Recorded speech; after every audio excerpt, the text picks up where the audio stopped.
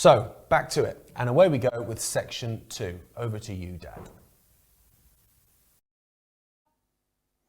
Thanks, Gaza, and welcome to part 2 of this live stream from the Iconic Studio live in Derby, England.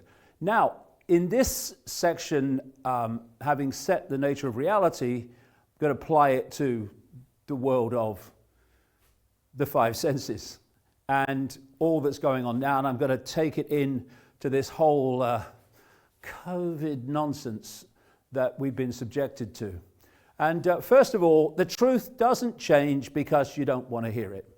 And this is something that a lot of people tend to believe, that if they don't want to hear it, then it's not the truth anymore. But it's not. The truth is the truth. And just because you don't want to hear it or you don't want to believe it doesn't mean it's not the truth. And this is a great quote from Mark Twain. Truth is stranger than fiction because fiction is obliged to stick to perceived possibilities. Truth isn't, which is why truth tends to go into some very, very strange places, even beyond fiction. And here's a strange one. Well, it won't be strange to a lot of people watching this, but it will be strange to vast numbers of people around the world. We don't live in multi-party states with political choice. We live in one-party states where ultimately a force in the background is controlling all sides. If not directly, and mostly it's directly with the main parties, it's by the way that it imposes itself on smaller parties so that they have no chance of actually becoming more than a smaller party. And this is an example of it in America. America's a classic example of it. You've got a group in the Republican Party which became known as neocons, and they controlled the Bush administration with all the aftermath of 9/11 and all the wars in the Middle East generated by this cult, for this cult. And they controlled the Republican Party. And then in the Democratic Party, you've got another group, which I call the Democons. It's the same thing, it's just a different party by name anyway, which their job is to control that and control that presidency.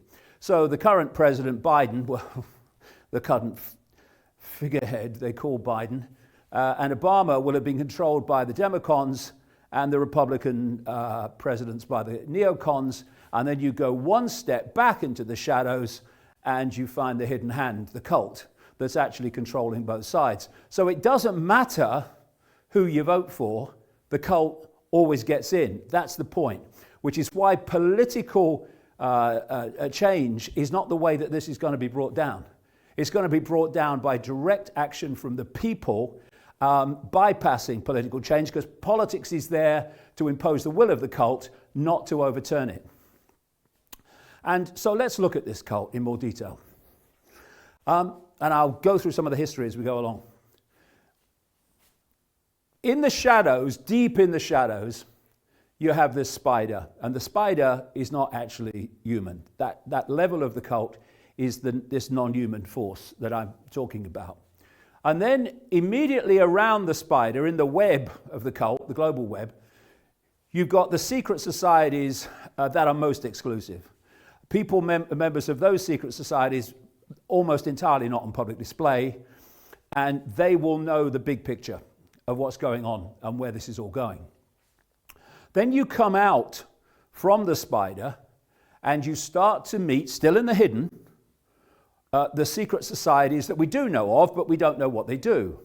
We're talking the Freemasons, the Knights of Malta, the Knights Templar, the inner core of the Jesuit order, and so on and so forth. And then you come out to this part of the web that I call the cusp. And this is where the hidden meets the seen, the world that we experience all the time. And these cusp organizations include the Bilderberg Group, the Council on Foreign Relations in America, the Trilateral Commission, the Royal Institute of International Affairs in London, the Club of Rome, down the bottom there, which was created by this cult in the 1960s, 1968, specifically to use the environment as an excuse to centralize global power. I'll come to that, but that, of course, is where the hoax of human-caused global warming came from. And also in these cusp organizations is an explosion of what they call think tanks in every country. And these think tanks and these cusp organizations, their job is to take the agenda for the world from the hidden, from the spider, and to play it out in the world of the seen. So when you get out here, you see organizations, governments, Silicon Valley corporations, banking systems, and so on, health systems, media, ownership, and they appear to be, on the surface, random and unconnected. But if you go deep enough into them, into their structure, then you will attach to the web. They're all web organizations, ultimately, if you go deep enough. And this is how, and I'm going to come to this whole COVID hoax has been massively globally coordinated between media, Silicon Valley, health systems, World Health Organization, and all the rest of it, because they're all expressions of this cult. Now, another point to make is that this cult structure is actually holographic. Every part of it is a smaller version of the whole cult. So in each country, there, especially the major world directing countries, there is a sub-network of the global cult. And it works exactly like a transnational corporation. So you get somebody, I don't know, McDonald's, think of any corporation, you've got a headquarters somewhere in the world, that's the spider.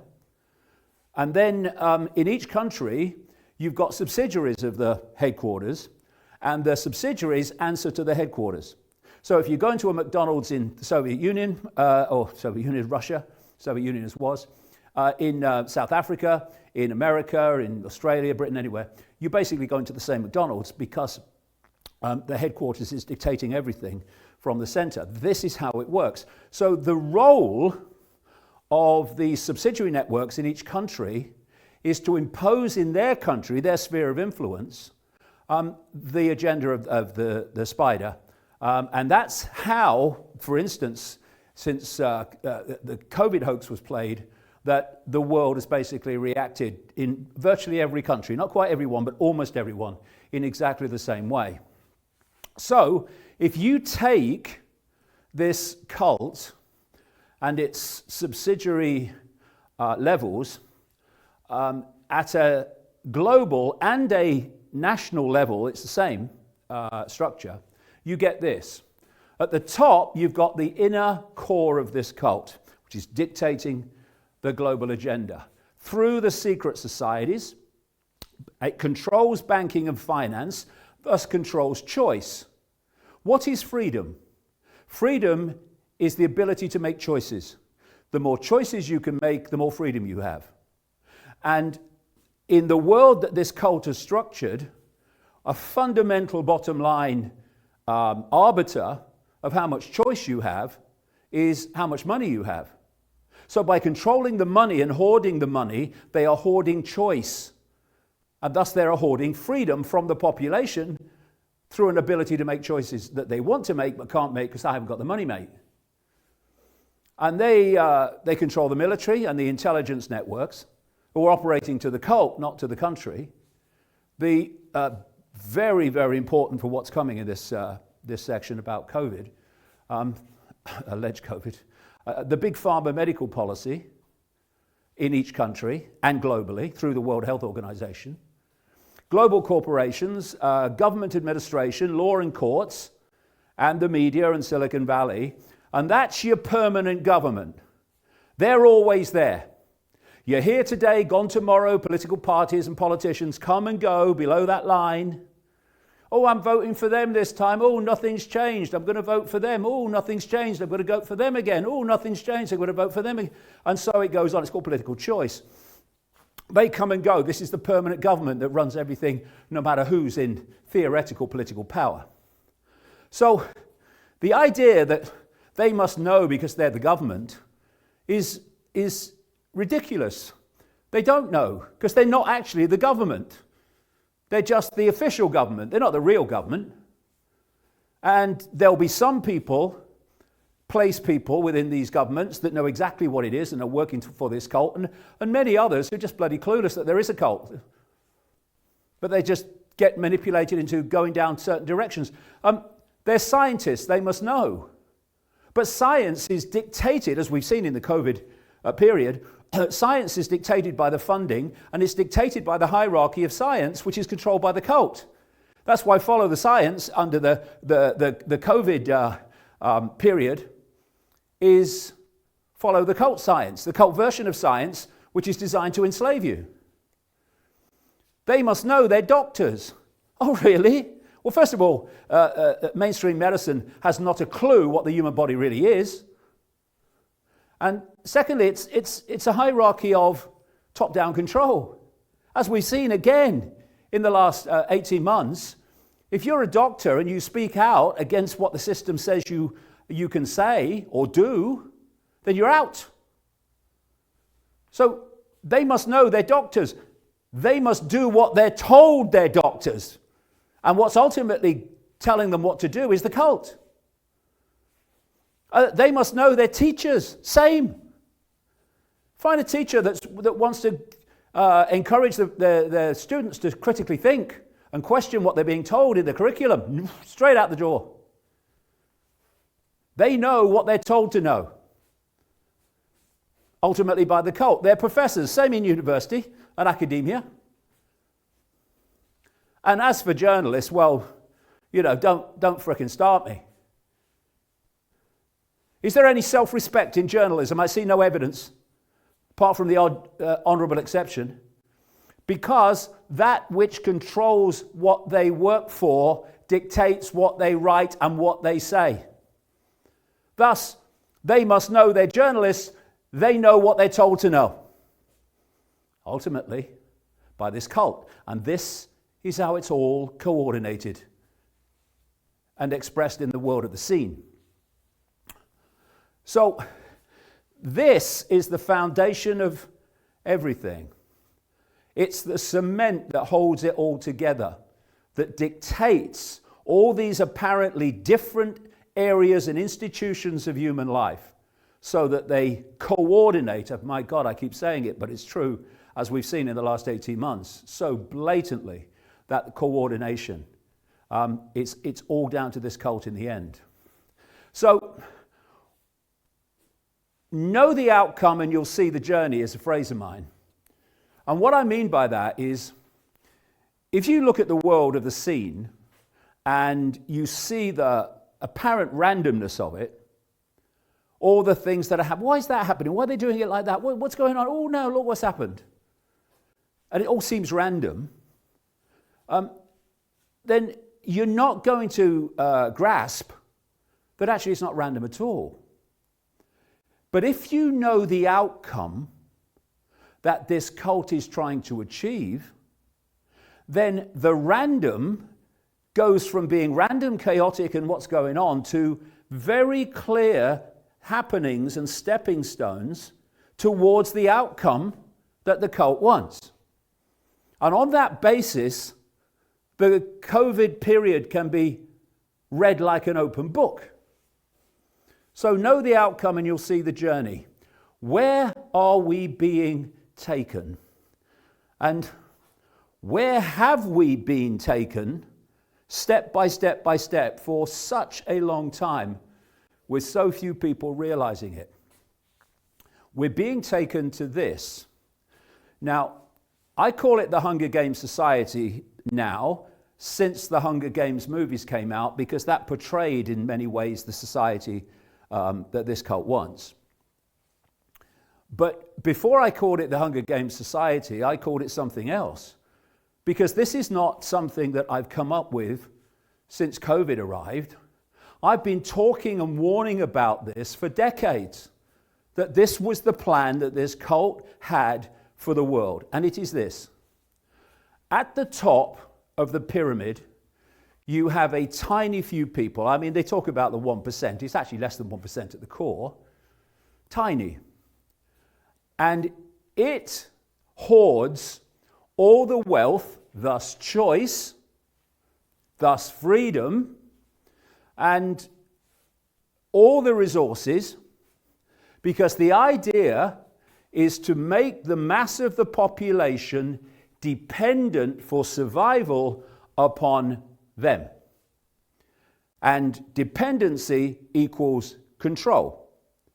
Now, you look around you today, these food shortages and fuel shortages and these supply chain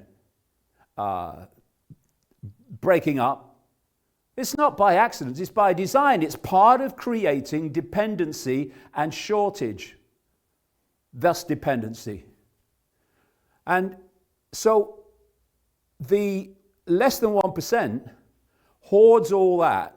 And the idea is to hoard more and more and more of it. And of course, it's very much done that in the COVID era. And so at the bottom, the idea in the Hunger Games Society is that the population, en masse, is dependent for survival on the tiny few, thus under the control of the tiny few.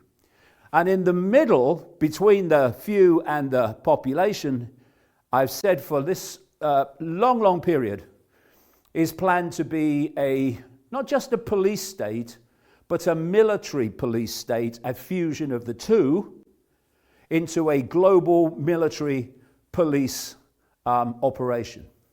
And that job is to impose the will of the few upon the many and to stop the many rebelling against the few. All I say is look around the world since the spring of 2020 and you'll see very clearly that's exactly one of the great many gifts that keeps giving, called COVID. So the idea in this Hunger Games Society is a global structure that looks like this. And this goes way back, best part of 30 years, I've been writing about. A world government, which in the end would not be elected, it would be appointed technocrats, bureaucrats, engineers, technocrats, etc. And technocrats are running the world now anyway through Silicon Valley. Politicians have far less power than they do.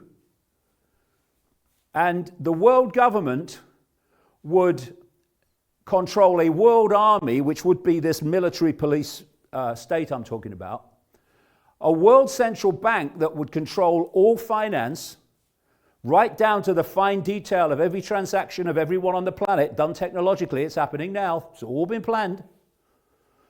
A world currency, and I first wrote about this in 1992.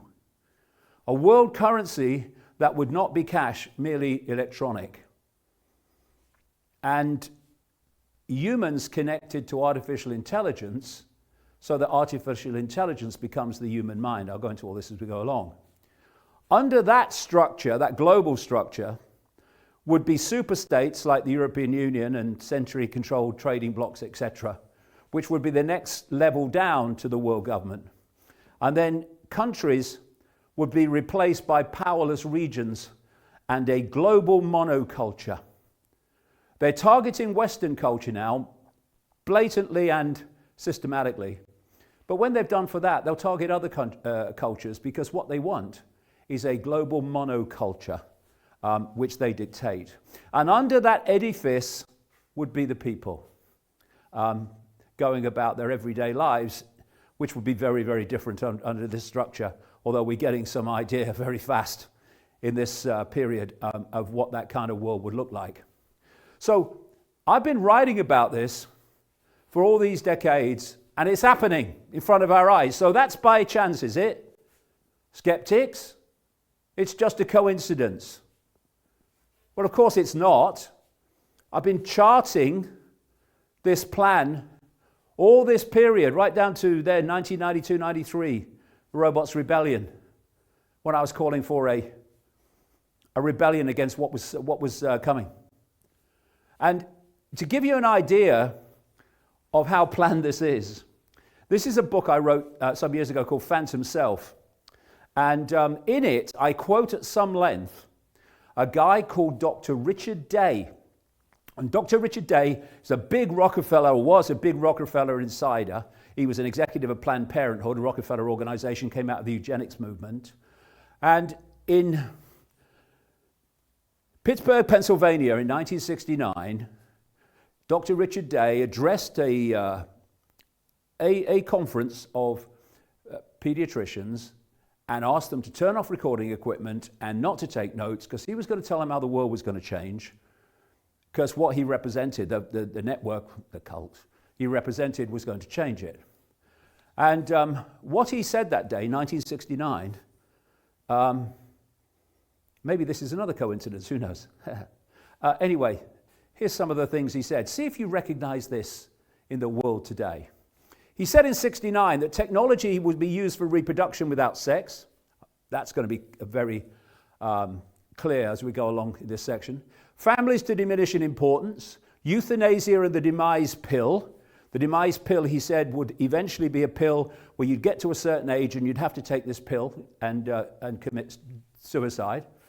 Limiting access to affordable medical care makes eliminating the elderly easier. Eliminating the elderly, that's the theme of this section.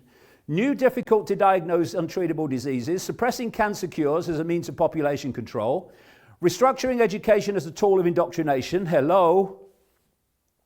More time in schools, but pupils wouldn't learn anything. Controlling who has access to information. What? Schools as the hub of the community, taking over from parents. Changing laws to promote moral and social chaos. The encouragement of drug abuse to create a jungle atmosphere in the cities and towns. Promote alcohol abuse. Restrictions on travel. Another ILO. The need for more jails, no more psychological or physical security, crime and used to manage society, curtailment of US industrial preeminence, shifting populations and economies, tearing out the social roots, sport as a tool of social engineering and change, sex and violence inculcated through entertainment, implanted ID cards, microchips, food control, weather control, knowing how people respond, making them do what you want. This is the psychological foundation of the COVID rules and regulations. Falsified scientific research. Oh, God. Use of terrorism, surveillance, implants, and televisions that watch you. The arrival of the totalitarian global system, 1969, Dr. Richard Day. The World Wide Web was invented in 1989, right? Whoa. Richard Day talked about it in that talk in 1969. Smart TVs came out in 2008.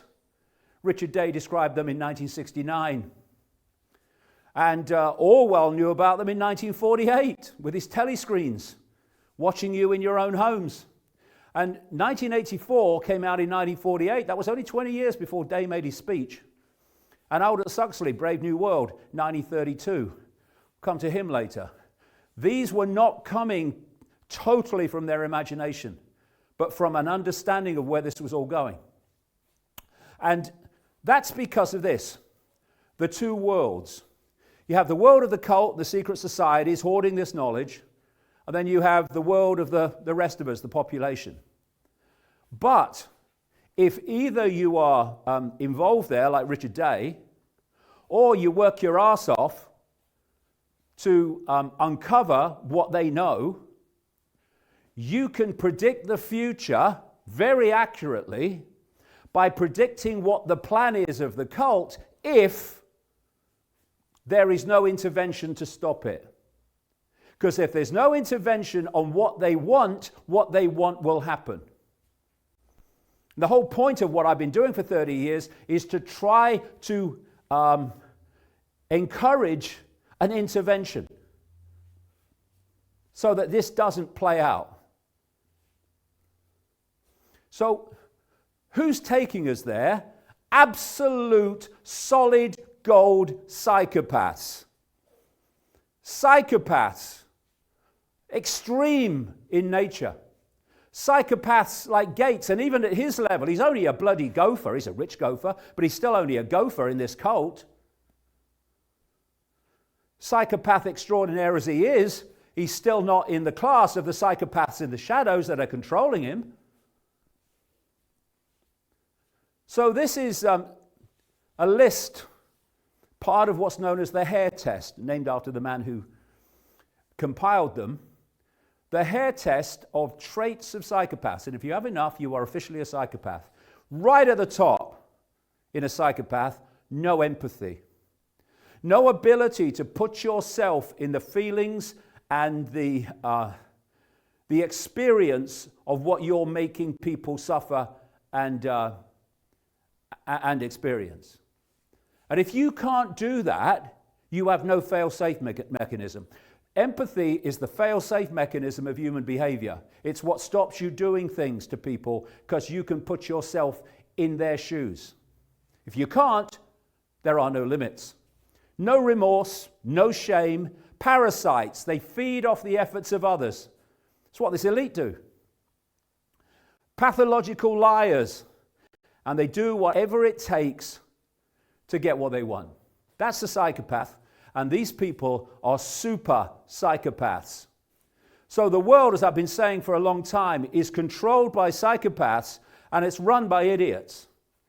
We tend to interact with the idiot level in the dark suits and government administration and politicians.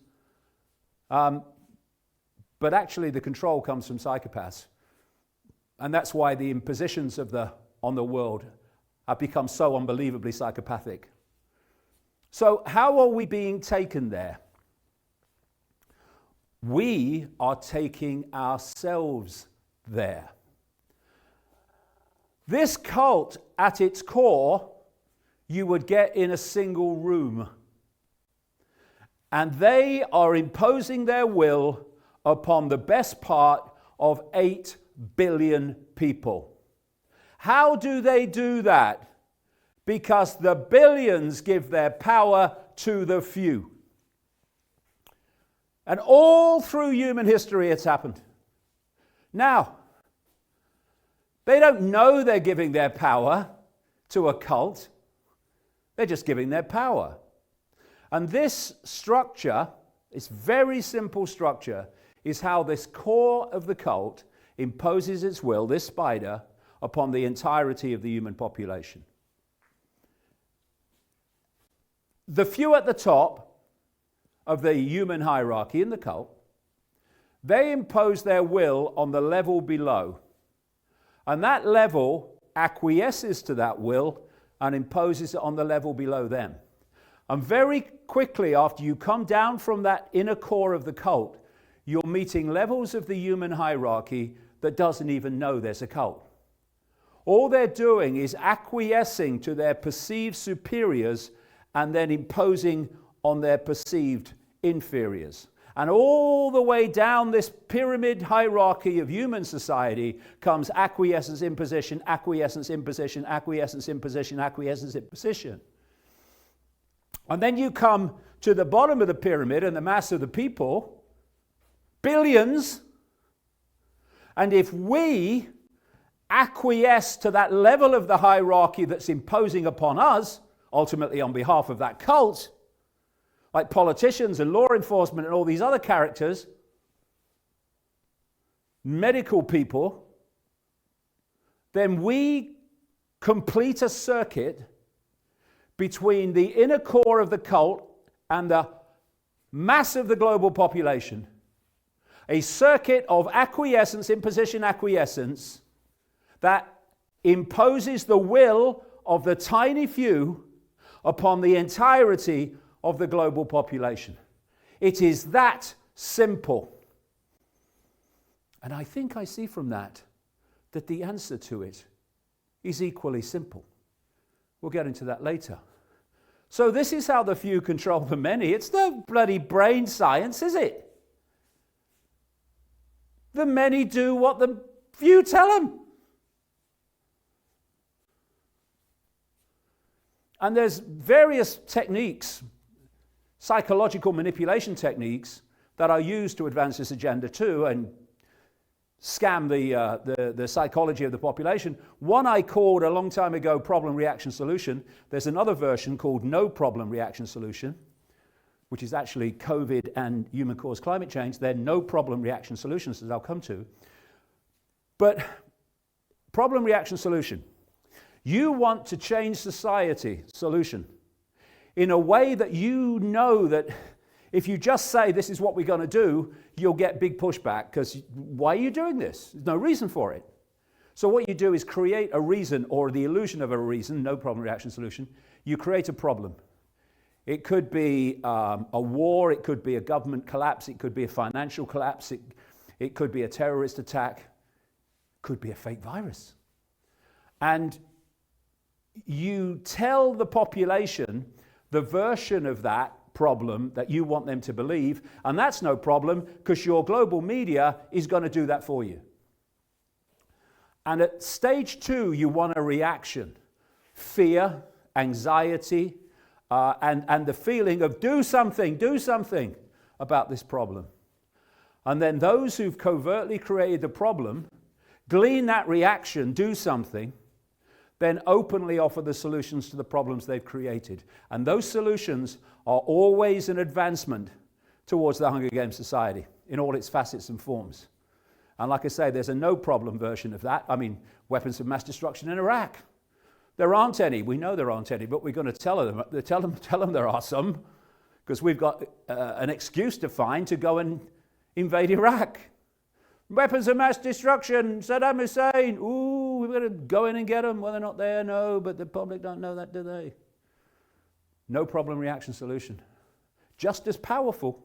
The perception of a problem is just as powerful as a problem that really is. So this is the question. This is the antidote to problem, reaction, solution. Who benefits? Who benefits from me believing what I'm being told to believe? And the answer, every time, anyone that wants to centralize power and advance the Hunger Games society. And then the stablemate of problem, reaction, solution is what I call the totalitarian tiptoe, where you know if you go in massive steps, a bit different now since COVID arrived, but if you go in massive steps, then people are going to look around, look up from the telly, look up from the game shows, Strictly Come Dancing or whatever, and they're going to go, what's going on? What's going on? Because the change is so big. So they do it in steps, and each step is promoted as unconnected to all the other steps until you get long down the road and you look back and you see how far you've come. And it's something you could call creative destruction. This is how it works. You want to change the status quo to the status quo you ultimately want. So what you have to do is to destroy the status quo that exists. And when you've destroyed that, you then destroy that one. And then you destroy that one. And each destruction of the status quo and the imposition of the new one is further down the road towards the Hunger Games society. So what they're doing in the COVID era is destroying global society, the global status quo. Why? So they can build back better, the Great Reset, their new version of life on Earth. So the goal of this cult all along has been a global dictatorship. So when did it start? Well, I've gone way back with this. You can go back further, but let's pick it up here in the Fertile Crescent, the land between two rivers, Mesopotamia, between the Tigris and Euphrates in what we now call Iraq. And it was here in the period of Sumer and Babylon, also down into Egypt as well, ancient Egypt, that you can pick this cult up on its journey into the world as it is now. And as they moved up into Europe, they became the Roman Empire. They established Rome and became the Roman Empire, and and everywhere this cult has headquartered itself, a massive empire has followed. So it moved up into Europe, into Britain, and out in all directions. And then eventually the cult moved up further into Europe and centered itself in London and Britain. And that is when we had the British Empire, on which it is said the sun never set, so vast was it. But it wasn't just the British Empire, massive as that was, it was lots of other European empires which by this time were cult controlled. And if you look at this map, only these kind of buff, sandy colored countries had no colonial presence out of Europe or no massive influence of countries in Europe. Europe basically took the world over, and that was where the cult was centered. And then we had this sleight of hand where we moved from overt control to covert control, and it was called decolonization. As these countries apparently rolled back colonial control, that was only on the surface. They left out in those countries the bloodlines that are very much part of this cult, and also the secret society networks. And they've gone on controlling those countries ever since, except covertly, which means more efficiently. And then, following all this period, came the frenzy of globalization, which is what? The centralization of global power in every area of our lives. And it's a simple equation. The more you centralize power, the more power you have at the center to centralize even quicker, which is why this centralization of global power has got faster and faster. But also, at every step that you centralize power, fewer people are controlling more and more. And eventually, and we're there now, this cult went global and took over control to a vast extent, as we're seeing now, global society. And it was achieved, and has been achieved thus far, by total perceptual control. When there's a few of you, and you want to control billions, until you reach the point where you can attach your artificial intelligence to the billions and turn them into a hive mind, before that point, that's where they're heading now, fast, you can't control them physically. There's too many of them and too few of you. What you have to do is control their perceptions so they perceive, believe, and thus behave in a way that suits your agenda. And this is where you come back to the two worlds, where you're hoarding the knowledge of the nature of reality and where the world's being taken, and you're keeping the public in ignorance of that and selling them a complete illusion of the world they think they're living in. Thus, you can achieve perceptual control. And perception, as I talked about in part one, which is why that was so important, that information, perception creates reality. This cult, in its secret society control of information and knowledge, advanced information and knowledge, it knows that. It knows that if you can control someone's perception, you'll control their behavior. And if you can do it to enough people, you control human society. Information becomes perception. We get our perception from information received. It might be a personal experience, or it might be the 10 o'clock news, it might be a Facebook post. But we get our perceptions from information received. This is why this cult is so desperate to control all information so it can control perception. People like me are censored by the mainstream internet because I'm putting out information which is giving people another way of looking at the world. They don't want people to have another way of looking at the world. They only want them to have their way, which is why they're heading to a position, this is what I said decades ago now, that the plan was to create a situation where all information, anything that anyone hears and sees, is only what is allowed by the state and agreed with by the state. So information control, perception control, behavior control, human society control. And the idea, as I said in part one, is to keep people in a state of what I call focused myopia, basically 5 sense reality, and no peripheral vision, and stuck in the 5 sense bubble. This is where we have to be for the few to control the many. And if you look through human history, you'll see the same dynamic. It's unbelievable. Look at any culture, almost any culture, any period of history, and you'll see the few controlling the many. Why? Because the many give their power to the few. It's almost like a reflex action, human reflex action. Almost genetic. And there's another common theme through history, and that is, in all these different cultures and religions, of a unseen force manipulating human society. Christianity talks about the devil, Satan, and demons. The Gnostics, who were not regular Christian believers, they talked about Yod-Baoth and archons, archons being a Greek word meaning rulers. Islam talks about the jinn. Judaism has a negative force like Samael. And Native Americans, the Cree tribal people use this word, but it's a common theme through Native Americans, the word Wetiko, which is the one I'll use from now on.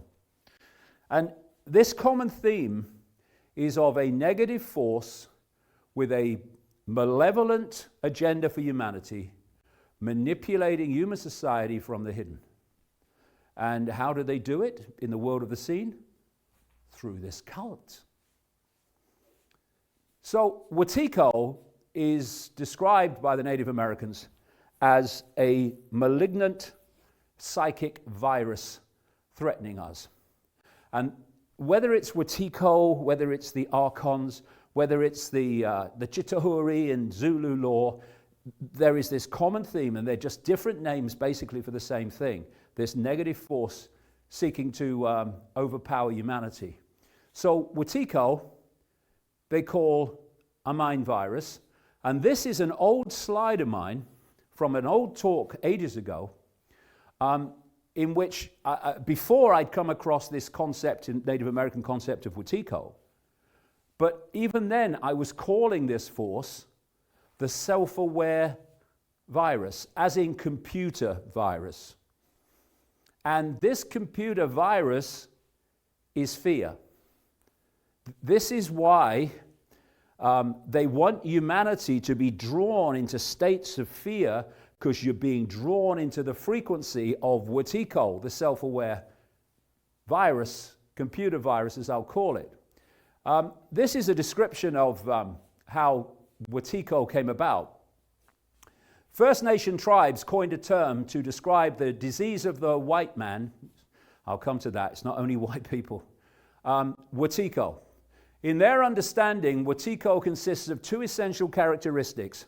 Chronic inability. Now, this is going to come again and again from so many angles. Chronic inability for empathy and egoistic fixation with one's own personal benefit and profit. First peoples used the word specifically because they could not fathom any other explanation for the behavior of European colonialists or colonists. And here we have again the trait of a psychopath. Number one, no empathy. That which is controlling psychopaths is Wetiko.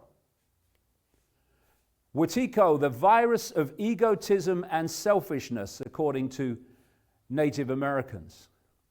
Wetiko, exploring the alarming rise of narcissism. Narcissism, again, an expression of this distorted, inverted, chaotic, what we would call evil, which I define as the absence of love, consciousness, the Native Americans call Wetiko. Now, narcissism is taking this flipping world over, not least in the woke arena. So what is it? It's a personality disorder characterized by an exaggerated sense of self-importance, need for admiration and lack of empathy, pleasure derived from contemplation or admiration of self, a regression to an infantile stage of development. Soros, Schwab, Gates, to a T, they are in an infantile stage of development. Anyone that wants to impose their will on other people on the scale that they do and are, and do so for almost the joy they get from it, is an infantile stage of development. These people are regressed in terms of their psychology. And Wetiko is not just about white people. Wetiko is a state of being. And if you fall into its frequency, it starts to influence you. I'll come to this. And you become an expression of it. And this cult is an expression of Wetiko. That's why it is as it is. And any race, any background, any culture can be Wetiko'd, including these non-human races behind, ultimately, the spider from the unseen. Wetiko is a state of being. And you know, where I've talked to people that have interacted with these reptilian entities, the word that keeps coming up again and again is that they are psychopathic and have no empathy with those that they misuse and abuse. It's the Wetiko is the common theme in all this. And this guy, Paul Levy, has written a great book about Wetiko, in which he says this: Wetiko operates on multiple dimensions simultaneously, intrapersonally within ourselves, interpersonally among ourselves, collectively as a species, as well as transpersonally in the realm beyond our personal selves.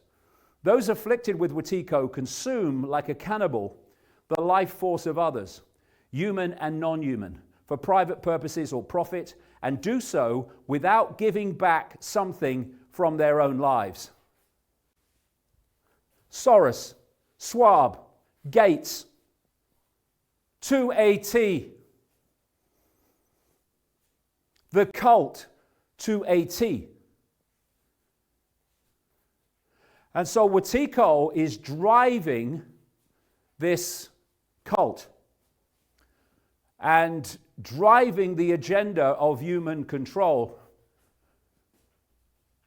And it's behind these horrors in the world. The wars of conquest, the famines, the terrorism, the hunger, the conflict. All of it are expressions of Wetiko, because they are expressions of the Wetiko consciousness, which is all of those things. And the idea is to manipulate humanity into psychological and emotional states that will bring their frequency down into the Wetiko range. This is why they don't want them connected to infinite awareness. They don't want them in any form of expanded awareness, not even in your regular human body awareness.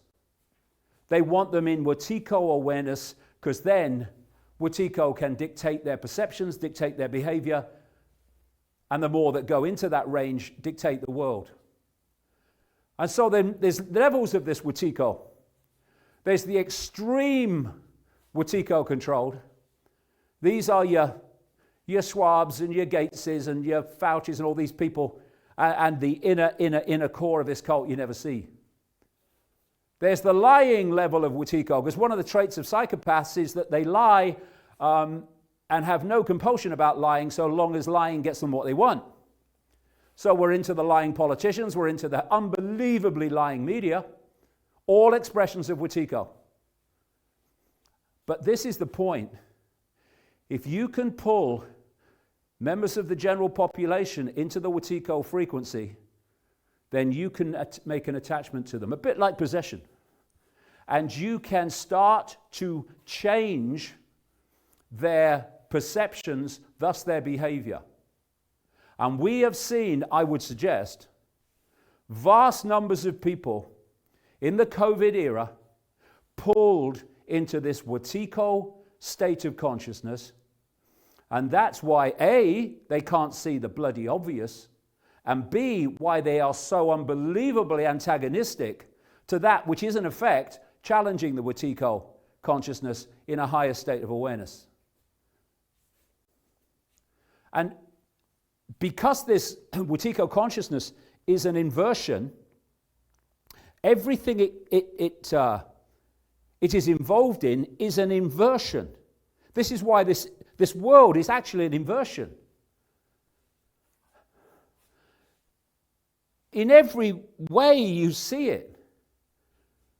One expression in the secret society satanic cult network is Satanism. And that's why Satanism uses inverted symbols, the inverted cross, the inverted pentagram. It's because everything it does is an inversion. And evil, in my definition, is the absence of love. It's an inversion of love. It's also an inversion of life. Very interestingly, appropriately, evil is the word live written backwards, inverted. It is an inversion of life. And here's a great quote that kind of sums it up. Just look at us. Everything is backwards. Everything is upside down. Doctors destroy health. Lawyers destroy justice. Universities destroy knowledge. Governments destroy freedom. The major media destroy information. And religions destroy spirituality. That's classic Wetiko. And what Wetiko does, coming back to something I mentioned in the first part, is it's looking to get into these spaces between expanded levels of consciousness not in embodiment and those levels of consciousness in embodiment. To isolate, this is the common theme again, to isolate people's perceptions in the five senses of body, mind, consciousness. To isolate them in the five senses and thus control their perception of reality. And once this attachment can take place, where people are pulled down into these lower frequencies of Wetiko, that connection can take place, and then Wetiko can start to feed through the subconscious mind overwhelmingly perceptions of reality and perceptions of self, which become the perceptual state of the population that fall into the Wetiko frequency.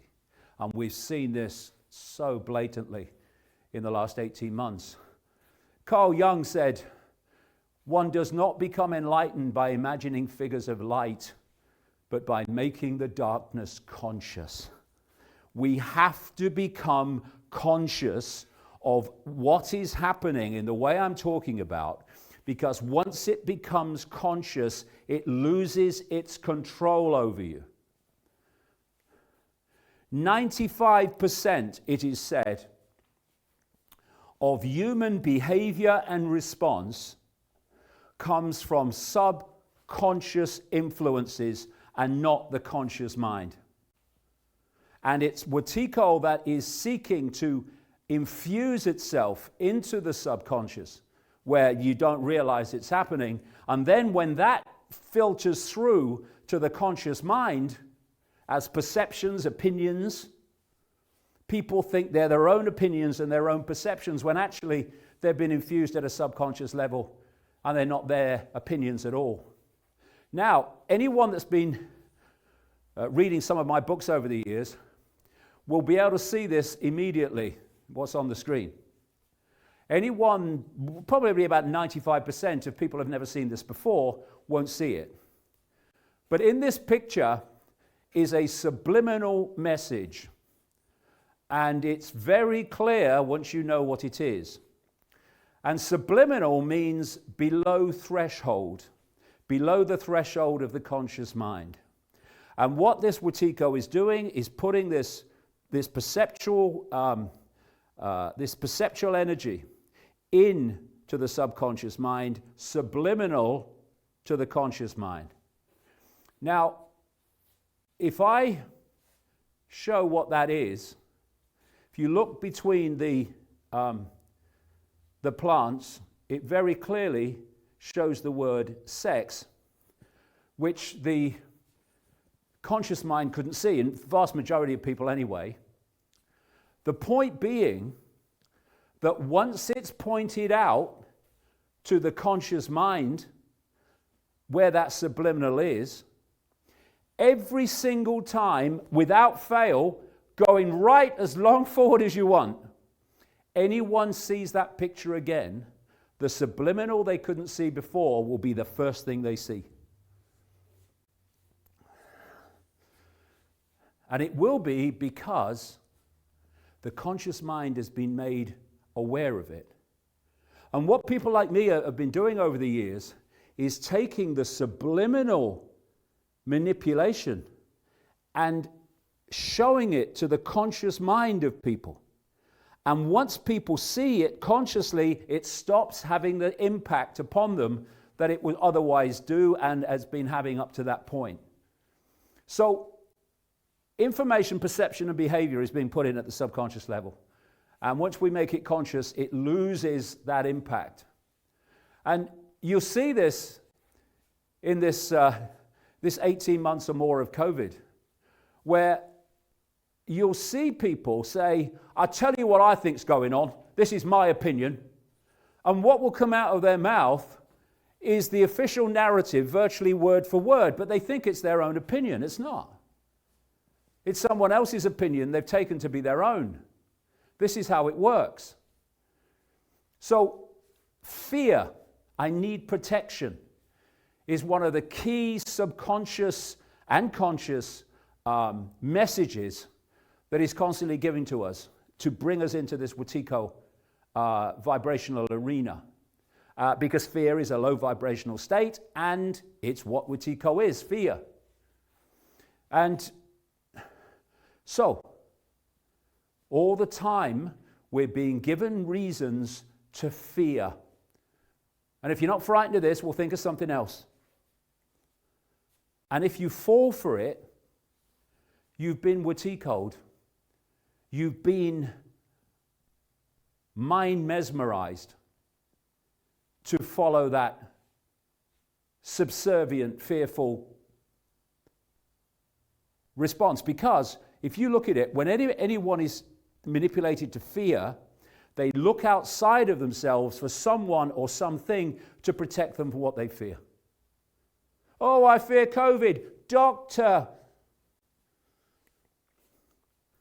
Appropriately, that brings us to the scamdemic. All that I've talked about today so far can be related to this. Every bit of it. The scamdemic. I must be terrified of COVID. That's what's been infused into the conscious and subconscious mind, the subconscious by constant repetition, repetition, repetition. And as a result, people's behavior, vast tracts of human behavior anyway, has been dictated. COVID exists. Yes, COVID exists. I beg to differ. COVID is a virus of the mind. It's not a virus of what people would call the body. It's a virus of the mind. And COVID is Wetiko. What is Wetiko? It's a virus of the mind. COVID is a symbol of Wetiko control in extremis of perception. And in these two books, Perceptions of a Renegade Mind and The Answer, I've gone into detail about this COVID nonsense and taken it apart syllable by syllable. But what I'm going to do now is go through the main fundamental dot connecting points of what's been happening and how and why. First of all, the idea that this, quote, virus came out of nowhere naturally, nonsense. They've been preparing for this for a very long time, and there is multiple levels of evidence to show that. One of them is the way the Rockefeller Foundation, cult to its DNA, was foretelling current events in 2010 in some considerable detail. And it was the Rockefeller family that created the World Health Organization in 1948, which has driven the COVID period.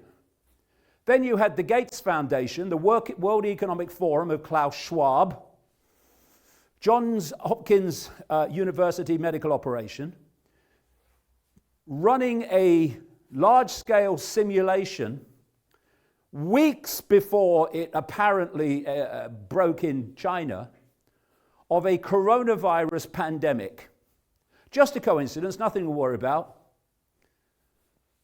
And the Gates Foundation has run basically COVID policy since then. The World Economic Forum is using it to justify transformation of global society. And the Johns Hopkins operation has been counting all the fake cases and fake dead bodies globally. And I'll show what I mean by fake as we go along. Albert Camus, the welfare of humanity is always the alibi of tyrants.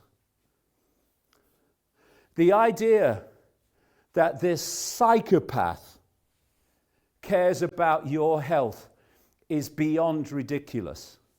So what is the real agenda of this man? They care about your health, the health of the poor and downtrodden. Jeff Bezos parties with Bill Gates as the Microsoft frontman founder celebrates his 66th birthday with 50 friends on a $2 million a week private yacht before helicoptering them all to an exclusive resort in Turkey. These people care about your health. They care about your kids.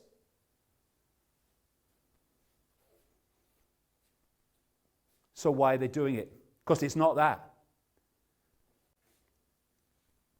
Why? Why would they launch this COVID hoax?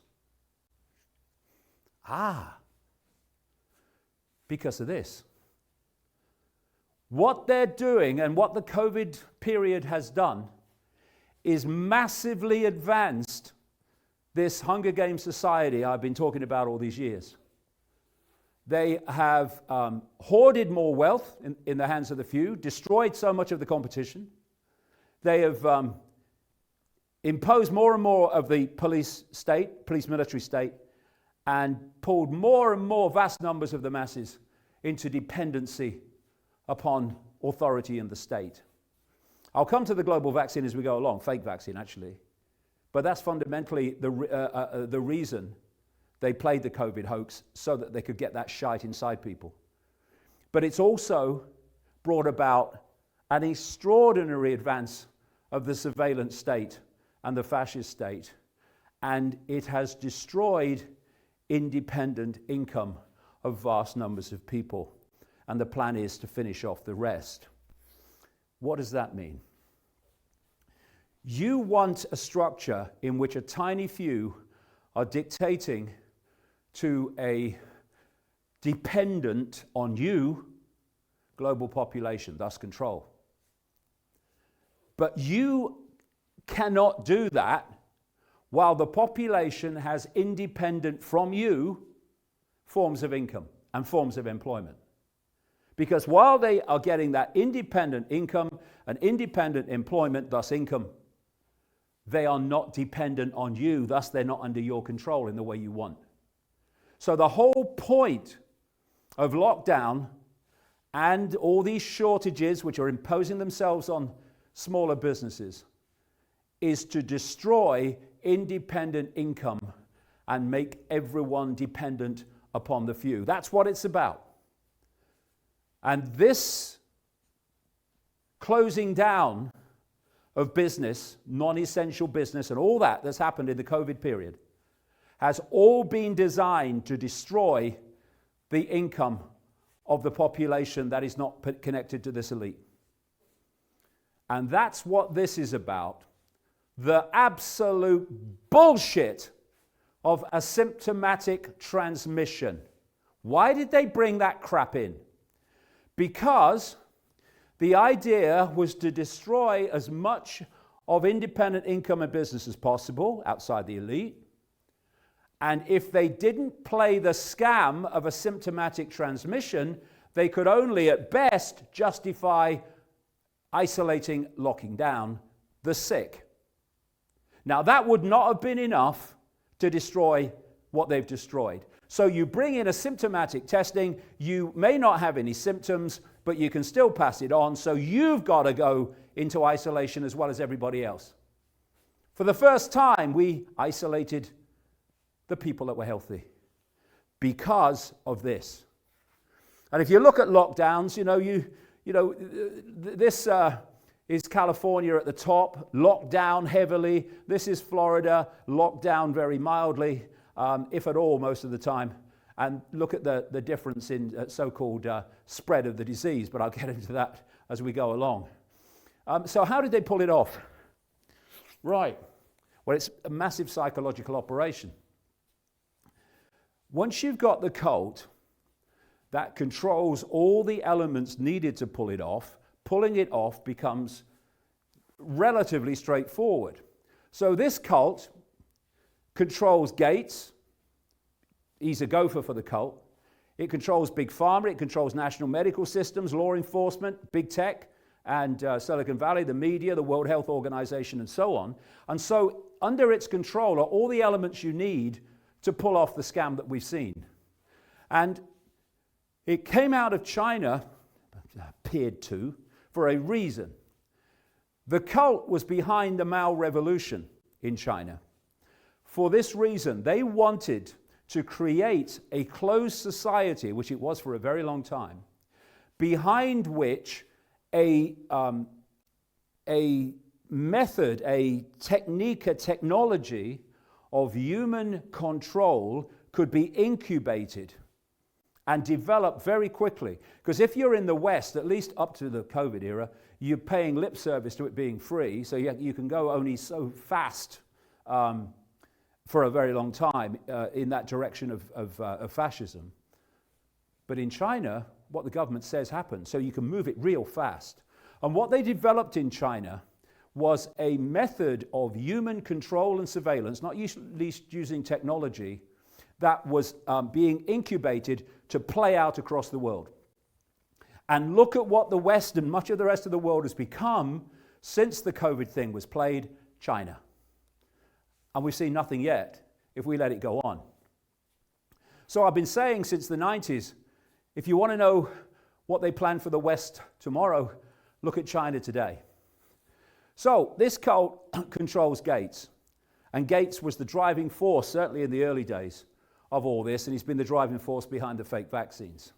And look at the connections, financial connections, to Professor Neil Ferguson, who produced the fake computer models that justified the locking down of America, of Britain, and many other countries. He controls and is connected to Fauci. He's connected to Whitty, Professor Chris Whitty, who's been driving policy in this country as Chief Medical Officer of England. And he connects into the World Health Organization and all these people producing the vaccines and all these people counting the fake numbers of cases and deaths. So this is just a few, but the same will be in every country virtually. Gates is dictating to the key players in each country who are driving the policy, which is how it becomes the same policy around the world. The cult not only controls Big Pharma, it created it. The pharmaceutical cartel. It was created originally by the Rockefeller family, who also created the World Health Organization, and what family is incredibly close to the Rockefeller family? The Gates family. So it was the Rockefellers that created the World Health Organization, and its role was to, and is to, control health policy globally under one roof and dictate globally. So Tedros, the head of the World Health Organization, was a Gates appointee. He runs the World Health Organization because of the billions he funds it with. And Tedros has been dictating to countries all over the world what their response to COVID should be. And Tedros worked for two Gates-funded companies before he was appointed by Gates, because he's a psychopath and a crook out of Ethiopia, to head the World Health Organization in this crucial period. Now, if you look at the permanent government, look at this one. Part of the permanent government in every country is control of the pharmaceutical health pyramids of hierarchy. And this is how they've done it. The World Health Organization dictates to all its member countries, which is basically the world, the response to, quote, COVID, and how to respond in terms of lockdown, in terms of fake vaccinations and all the rest of it. And what happens is, in each country, there is a hierarchy of their medical pyramid, their medical hierarchy, and the top of that hierarchy in each country dictates to all the lower levels. Thus, the World Health Organization dictates to the top level of each national hierarchy. That hierarchy dictates the World Health Organization policy down the pyramid to the doctors, the nurses, etc. And that's how it's been pulled off worldwide. And again, it's not just the population that acquiesces to imposition. Every hierarchy does this, including the medical hierarchy.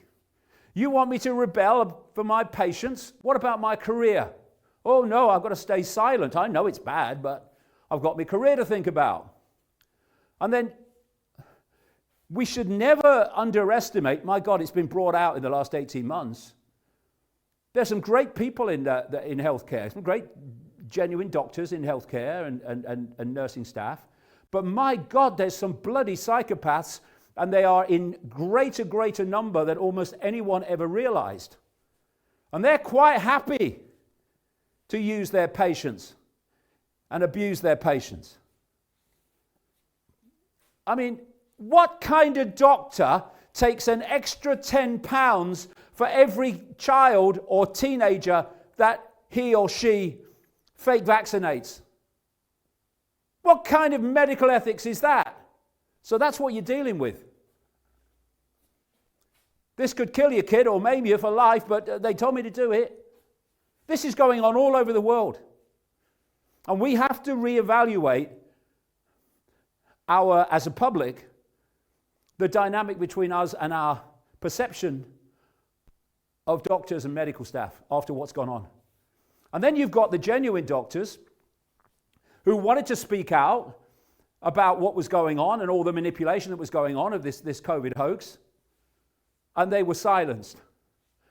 NHS staff in Britain forbidden from speaking out publicly about coronavirus, and if they did, they're out.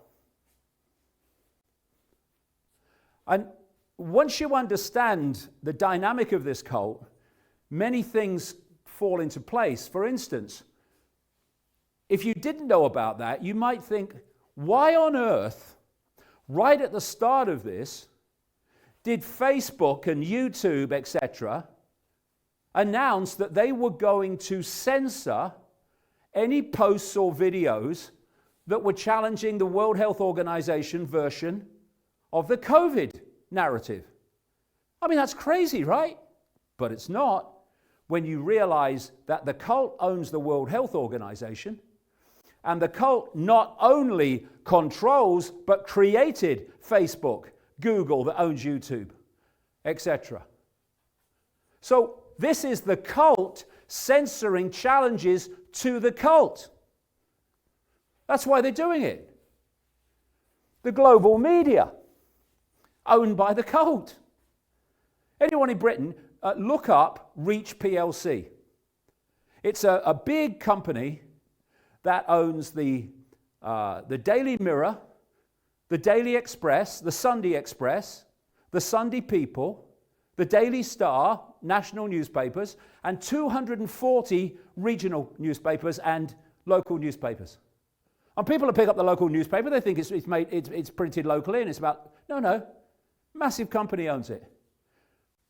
And in that way, you can feed the same response and the same version of events through all these different papers and media organizations.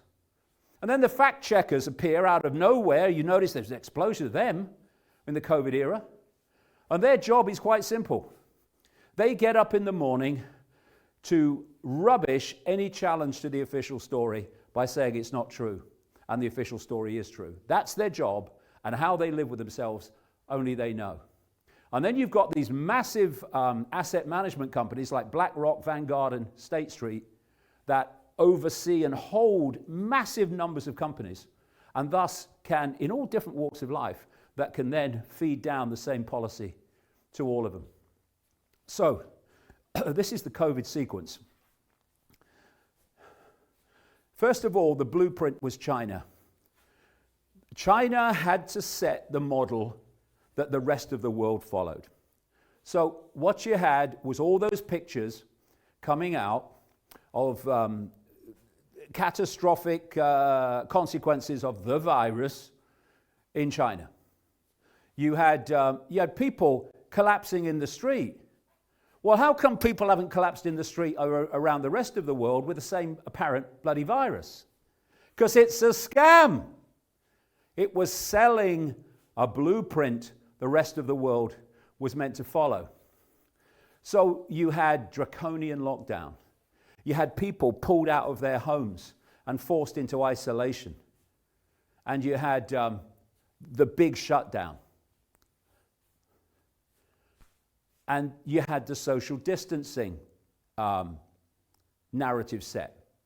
You had the child programming narrative.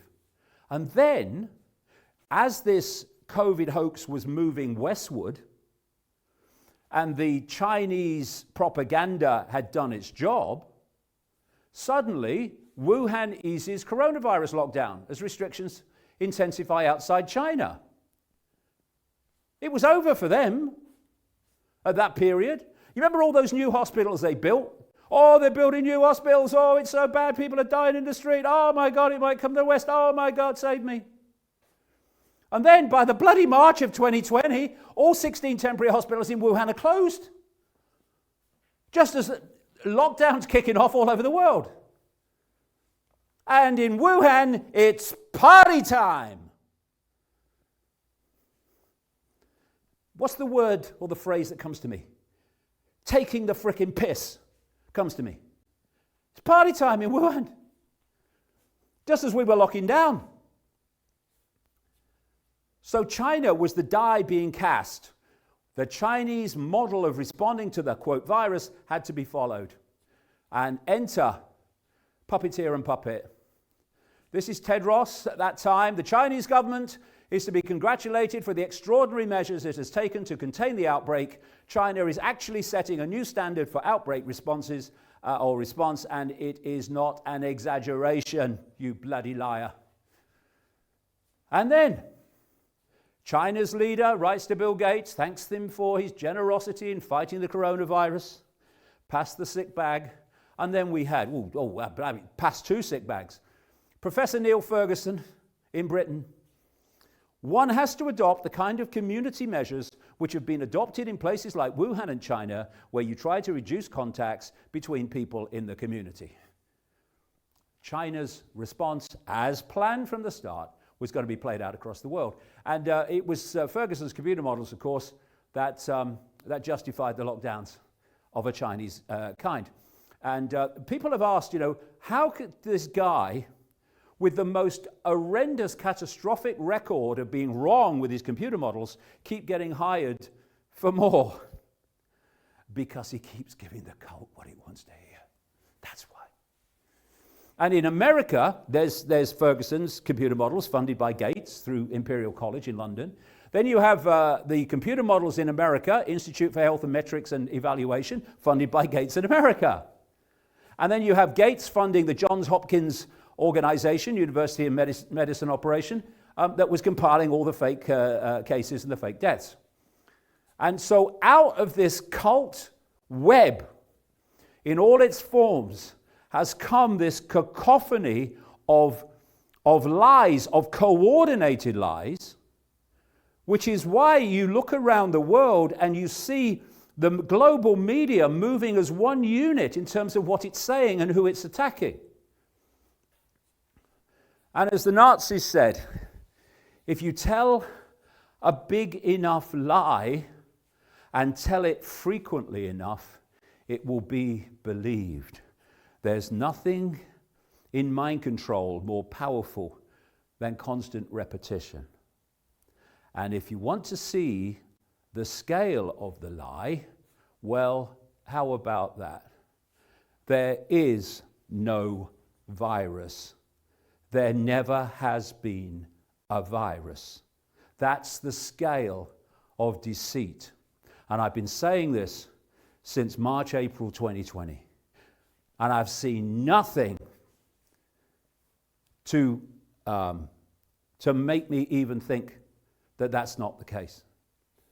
How have they done it? How have they taken a virus that doesn't exist and made it appear to exist?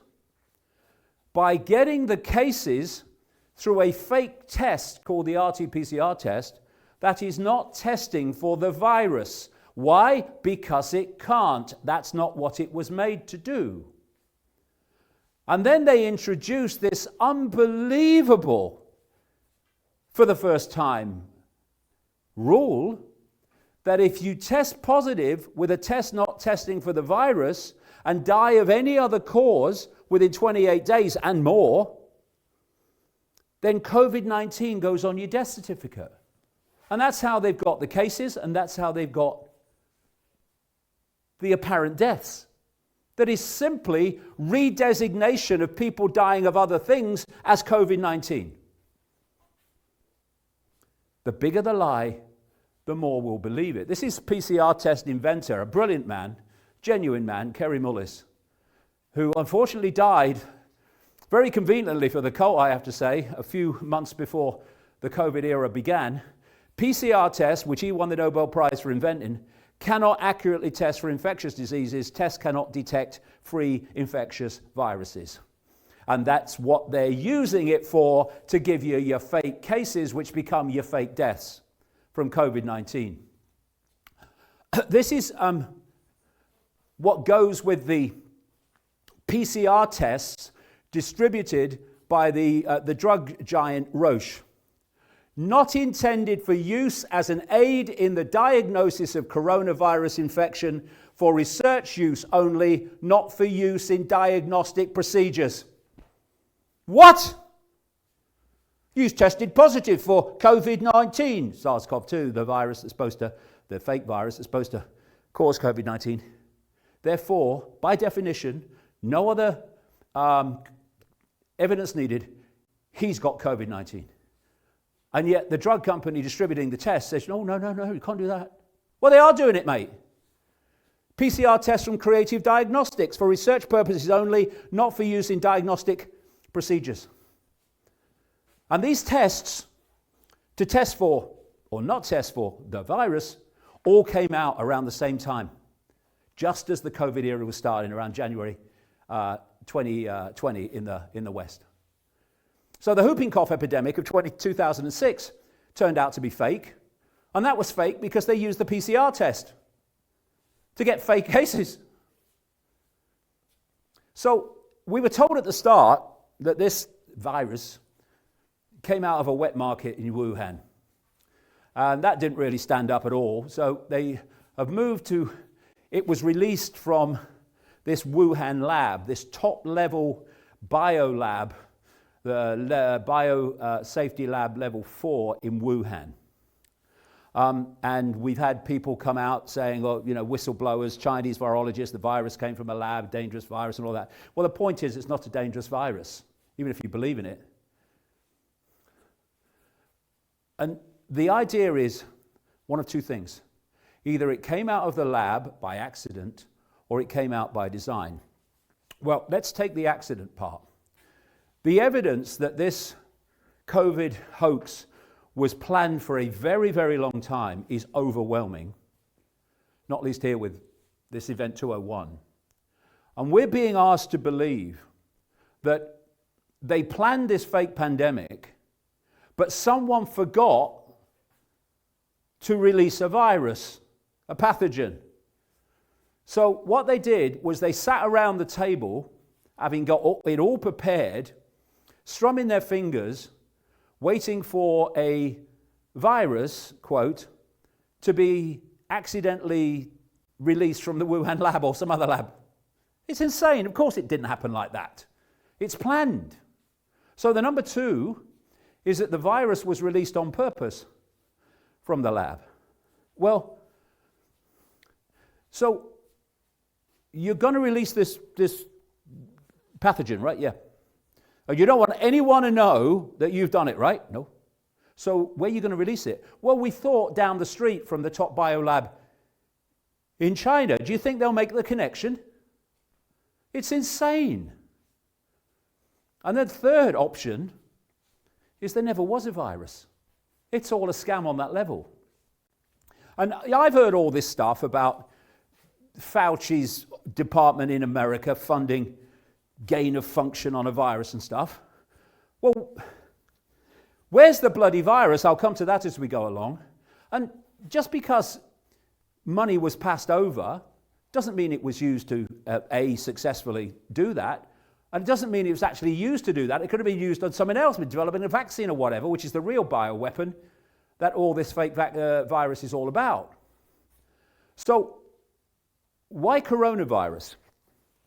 Well, in March of 2020, I was sent a long and detailed email that was written by a US medical scientist. And he called it in March 2020. And first of all, he answered, why a coronavirus? Why did they pick a coronavirus? Why was Event 201 about a coronavirus pandemic, the Gates thing? He wrote this in the email. If you want to create a totally false panic about a totally false pandemic, pick a coronavirus. They are incredibly common, and there's tons of them.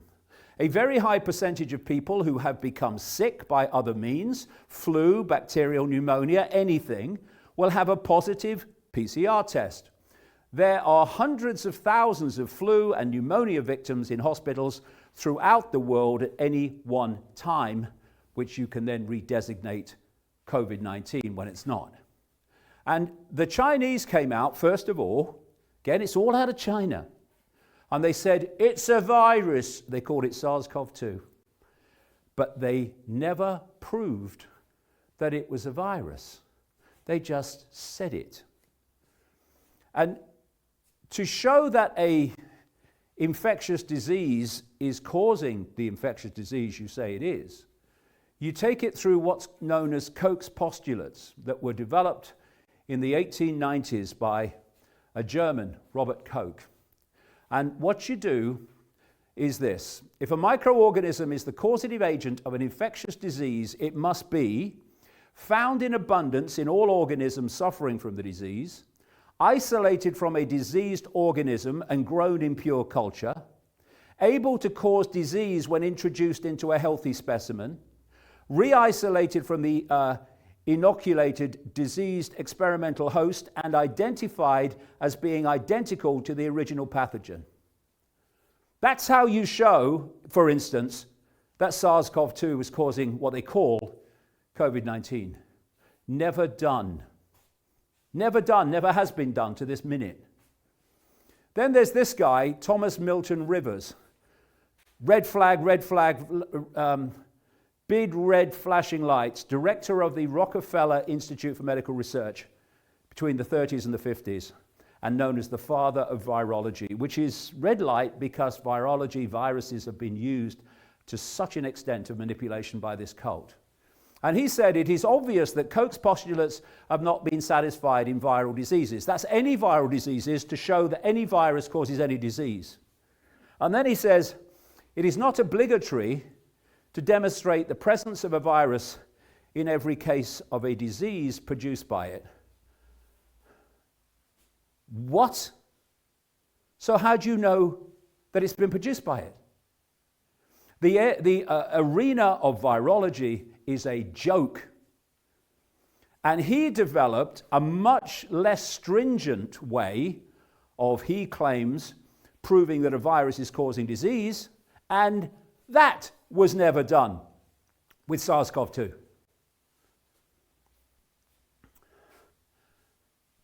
It says 40 here, but it's many, many more now.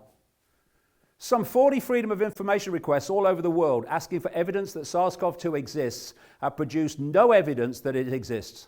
None. There's not a scientific paper on planet Earth that shows that this SARS-CoV-2 has been isolated and purified and showed to be the pathogen they claim. This is a more recent one in the last 10 days. In Spain, Ministry of Health confirms it has not isolated SARS-CoV-2 virus and admits tests by themselves are not usually sufficient to determine the disease. So why is everyone that tests positive with a test not testing for it called a COVID case worldwide? China's top CDC, the equivalent of the CDC in America, epidemiologist, confirms that China has never isolated the SARS-CoV-2 so-called COVID-19 virus.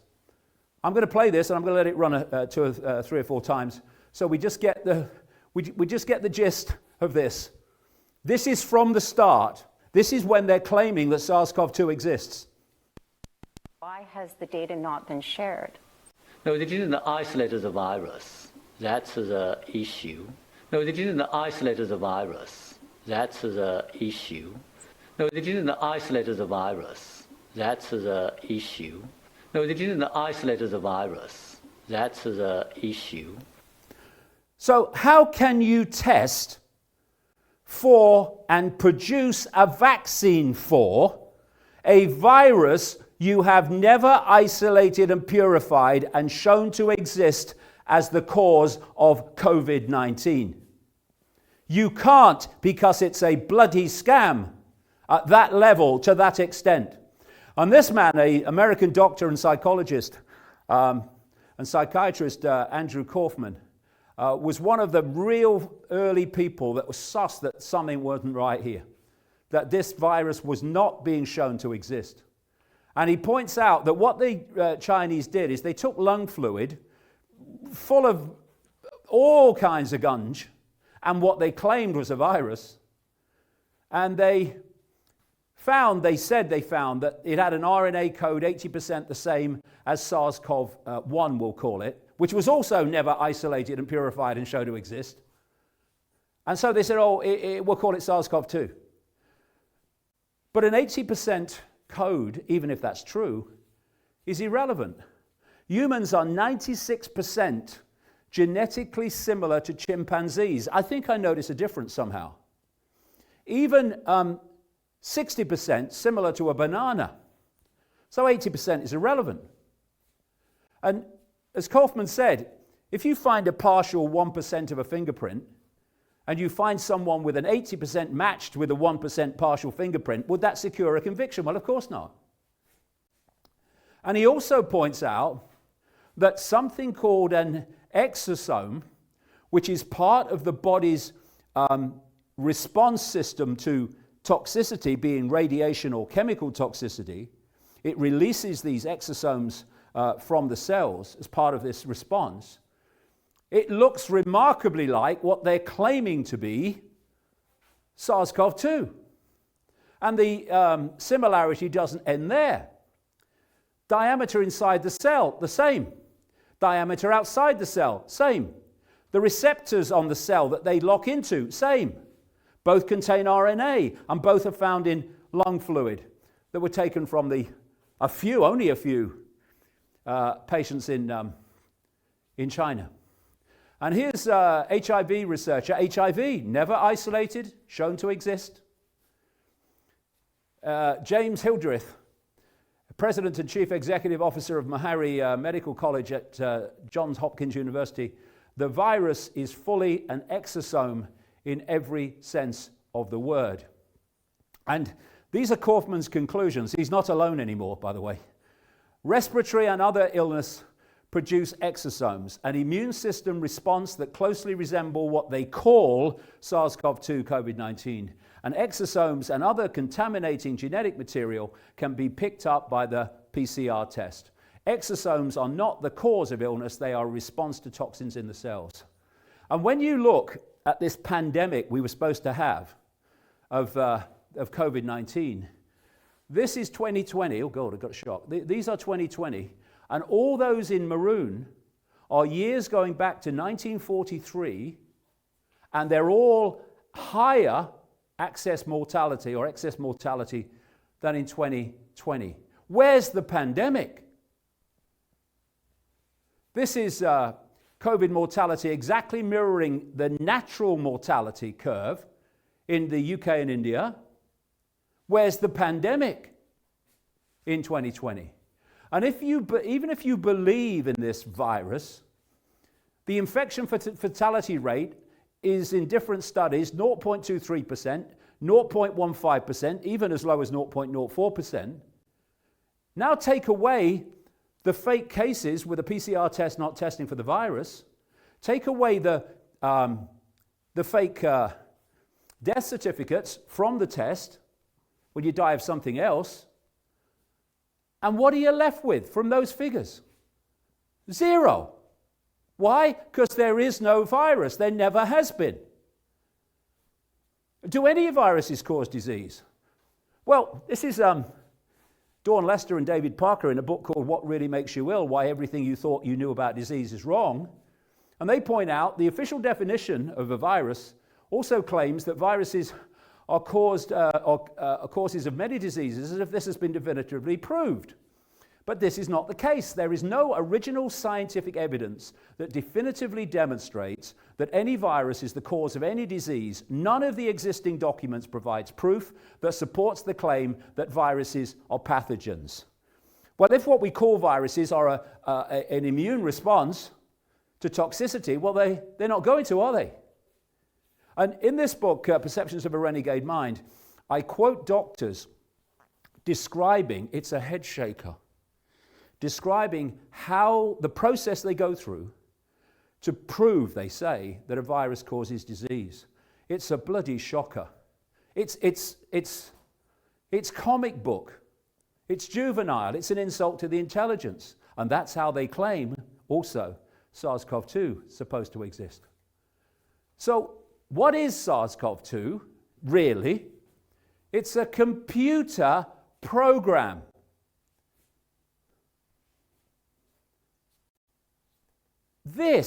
All these things we see, all the spikes on and stuff, it's this COVID. It's a computer-generated image. They all are. Where's the natural virus? Let's see it.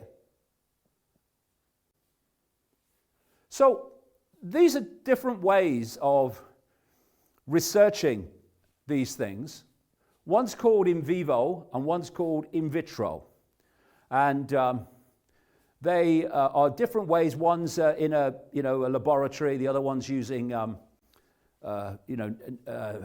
natural host like an animal or whatever, a human. But there's another one, and it's called in silico. And this is how they created SARS-CoV-2, in silico, in silicon, in a computer. Definition of in silico. Done in or on a computer or produced by using computer software or simulation. By computer modeling, God help us. This is how they came across and produced the code they're claiming is SARS-CoV-2. On a computer, by taking different elements of a gene bank and fitting it together on a computer and claiming this is the virus. They've never isolated and purified in a natural state to show it exists, never mind get the bloody code. So what we're looking at with SARS-CoV-2 is literally a computer virus, not a natural one that invades the body. And if you've got a pseudo-virus, which is what it is, then you can only have a pseudo-vaccine, which is what we have, fake vaccine. And so when I read this, rare genome sequencing almost certainly proves COVID-19 was deliberately made in a Chinese lab before it was leaked to the world. Well, it's rare genome sequencing, and it was man-made because it was produced on a bloody computer. Not because it was leaked from a lab. And here we go. Here we have the Centers for Disease Control and the Food and Drug Administration in America confessing they had no virus when they concocted the test for the virus. And it's the same everywhere. Have you got any natural virus? Oh, no. Just a computer.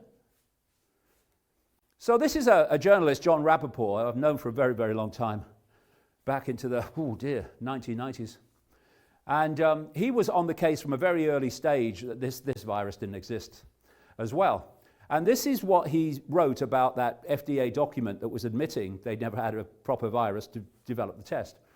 This amazing FDA document goes on to say that the agency has granted emergency approval to 59 different PCR tests since the beginning of the fake pandemic. 59, and, quote, "It is not feasible to precisely compare the performance of various tests that use contrived specimens because each test validated performance using samples derived from different gene-specific synthetic or genomic nucleic acid sources." Translation, as John says, each of the 59 different PCR tests for SARS-CoV-2 told different lies and concocted different fabrications about the genetic makeup of the virus we didn't have. Obviously, then, these tests would give unreliable results.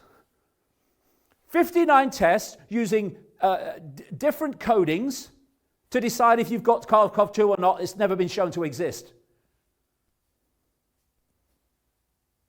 Insanity. And this crook, Christian Drosten, a virologist in Germany, he comes out miraculously in January 2020, just as this thing started to kick off in the West, with a PCR test to test for SARS-CoV-2. With SARS-CoV-2, mate, it can't be tested for with a PCR test, all right? Not that you care. And immediately, the World Health Organization, without any peer review of this test protocol, recommended it to all its member countries worldwide. And that is what started producing cases that weren't cases at all. And here we go. The original Corman-Drosten paper with this protocol to test for SARS-CoV-2 admits they used a theoretical virus sequence for the PCR protocol and say, like the CDC and every government and agency, that this was done because no isolated natural virus was ever made available. Why? Because there isn't one. And this guy's recommending it, this Gates frontman is recommending it to all the countries. And that's where the cases came from, and by definition, the deaths. And the World Health Organization, Gates, has been running the National Health Service, the CDC, the FDA, and all these national health systems worldwide. And here is a document sent to the National Health Service in Britain by the World Health Organization, telling them how to respond to the virus. And look at this one. Virus isolation is not recommended as a routine diagnostic procedure. Because they know that if there was an honest isolation attempt of this diagnostic procedure, they'd find there was no virus. And why wouldn't you want to routinely isolate the virus to show that it's actually causing what you say it is? And so, over 18 months, we've been told the world has been enveloped by a virus never shown to exist. So why? Why have a make-believe virus? Well, because if you release a genuine pathogen, dangerous pathogen, then you've lost control of it immediately. You don't know where it's going, you don't know who it's going to hit, you've lost control of it. And I'll tell you, having tracked this cult for 31 years now, their worst nightmare is losing control of anything. That's why they want to control both sides, to be assured of what the outcome's going to be. If they were running a football team, they would not be able to live with only controlling one team. They'd have to control both teams and the referee to know what the result was going to be before it started. So there's no way that they were going to lose control of a pathogen.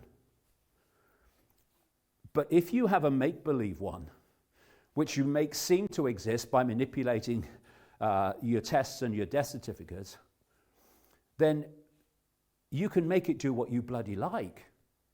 You can give it all the symptoms you want. Notice how the symptoms of COVID-19 have got longer and longer and longer. And notice that since all the catastrophe effects, consequences from these fake vaccines have started with heart problems and all that stuff. The alleged symptoms and consequences of SARS-CoV-2, COVID-19, have encompassed what the vaccines are causing. If you don't have a virus, you can do that. If you don't have a pathogen, you can do that. And you can also do something else. You can invent as many new strains, mutants, as you like. They don't have to exist, just like your original doesn't exist. You make them up, but people will believe you, and then you can justify more of what you want to do because a new deadly variant, the variant of the variant is now upon us. So a reprise of how blueprint China. Set the stall out for how you respond to the virus, create the illusion of the virus in the first place. World Health Organization says China's way is the way everyone else throughout the world should respond, and it dictates to all national health pyramids and hierarchies. So the Chinese model and the World Health Organization model is imposed upon the people of the UK, the US, Canada, Europe, Asia, Africa. And the different hierarchies in different countries impose the World Health Organization response upon their country. And the doctors, they just keep repeating, because if they don't, then as we've seen, they'll lose their job and careers. It's COVID, it's COVID, it's COVID, it's COVID, it's COVID, it's COVID. And it becomes a mind virus. Well, I've got a sniffle. That's COVID. I had a sniffle last year. Well, that was COVID. Well, I had a sniffle in 2019. Well, that was probably an early part of COVID. In 2018. Oh, no, that was the flu. Madness. And how they are deciding you have COVID-19 is symptoms and a test. Symptoms. What did they say in China? Flu-like symptoms. Oh, that mean like the flu then. And these symptoms of COVID-19 are the symptoms of a vast range of other ailments, making the re-diagnosis to COVID-19 of something else a piece of cake, child's play. And then they have the test. And that's the test, not testing for the virus, and because it can't. And then you have the lateral flow test, which is so bloody useless. This is going up the noses of kids, etc. Is so bloody useless that if you test positive, you have to have a PCR test, not testing for the virus, to check if that is lateral flow test is accurate. The PCR test does not measure the quantity of an alleged virus or pathogen. It only measures for genetic material. It cannot tell if you are sick. This is from the creator of it. And the medical scientist in that email in March of 2020 wrote this: PCR does not test viral load and therefore can't determine if a virus is present in sufficient quantities to sicken you. If you feel sick and get a PCR test, any random virus might be identified even if they aren't at all involved in your sickness, which leads to false diagnosis. That's the whole idea. And it's been seen sometimes in the media that these tests could be picking up other things and not the virus. So this fraudulent test is the foundation of it. The whole COVID scam is coming from this, and has been from day one, the moment it was introduced. Because this gave you the cases, and from the cases you get the deaths through re-diagnosis. German physician Dr. Klaus Kohlin, I don't believe it's a new virus, it's just a new test. Hamburg doctor Mark Fidicki, you could turn a man falling down the stairs into a virus victim, it's a kind of magic.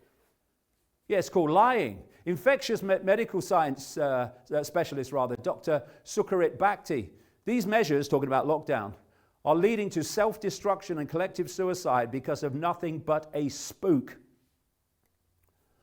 And then we come to this part of the scam, amplification.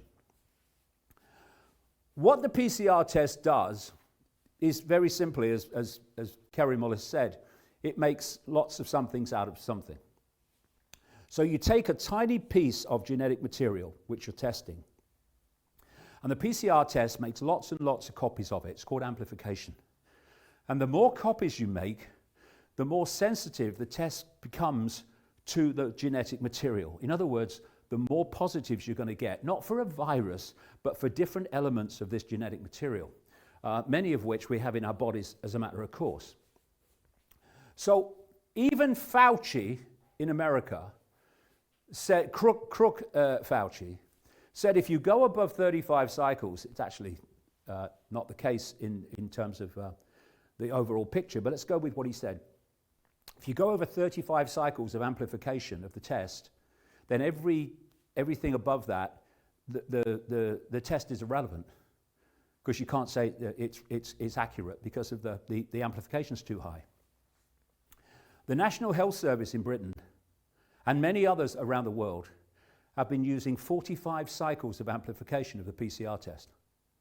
And at least one, or now I've heard of another, laboratory was using 50 cycles. As somebody said, a stone would test positive for SARS-CoV-2 or the PCR test at those levels of amplification. And that's why when the Tanzania government sent off specimens from a goat and a pawpaw fruit, and a German politician sent off a specimen from a glass of cola for PCR testing, it came back positive for SARS-CoV-2 COVID-19. And then in January, actually it was on Biden's inauguration day, in January, this guy, Tedros, head of the World Health Organization, announced that the amplification of the PCR test, and I'll said a word all the way through since it started, January 2021, the amplification needs to be lowered. This was just as the fake vaccine was being played out. And they wanted to have the cases fall to give the impression that the vaccine worked, so more and more people would have it. So, World Health Organization's updated guidance for PCR COVID-19 testing will likely lower positive cases. That was in January 2021. Update February 2021. COVID-19 positive cases down 62% since World Health Organization updated PCR guidance. You want lots of cases? Up the amplification. You want fewer cases? Lower the amplification. That's as simple as it is. How do the tests for coronavirus work? They bloody well don't. And this is why this guy and these people like Whitty in this country and Fauci in America have been going on about test, get tested, we want to go back to normal. Because they know that the more you get tested, the more cases you're going to get, not of the virus, but from the PCR test, testing for something else. You saw these videos being put out by the government with nurses saying, get tested and let's get back to normal. When the government knew the more people get tested, the more we wouldn't go back to normal because they'd have more tests, which say we must have more fascism. So this is the case scam. You massively increase the number of tests with a test not testing for the virus. You know that you'll get lots more cases from the test not testing for the virus. And then you claim that all these new cases mean you have to impose further fascist laws on the population. So what about the deaths? Let me have a little sip. What about the deaths? Well, that comes from the PCR test. Whenever have you had a case of testing for something, even inaccurately, and then whatever you die of being designated something else?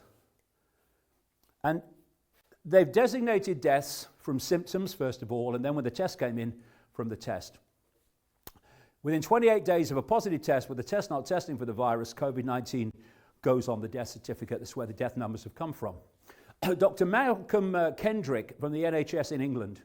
I do know that other doctors put down COVID-19, this is in 2020, put down COVID-19 on anyone who died from early March onwards. not died from COVID-19, died of anything from March onwards. The UK Chief Scientific Advisor, another man you wouldn't buy a new car from, never mind a used one. But he said, COVID is the death on the death certificate doesn't mean COVID was the cause of death. So why does it go on the figures as the cause of death? Illinois Public Health Director Dr. Ngozi Icke, if you were in a hospice and given a few weeks to live, and you were then found to have COVID, that would be counted as a COVID death. There might be a clear alternative cause, but it is still listed as a COVID death. So everyone listed as a COVID death doesn't mean that that was the cause of the death, but they had COVID at the time of death. No!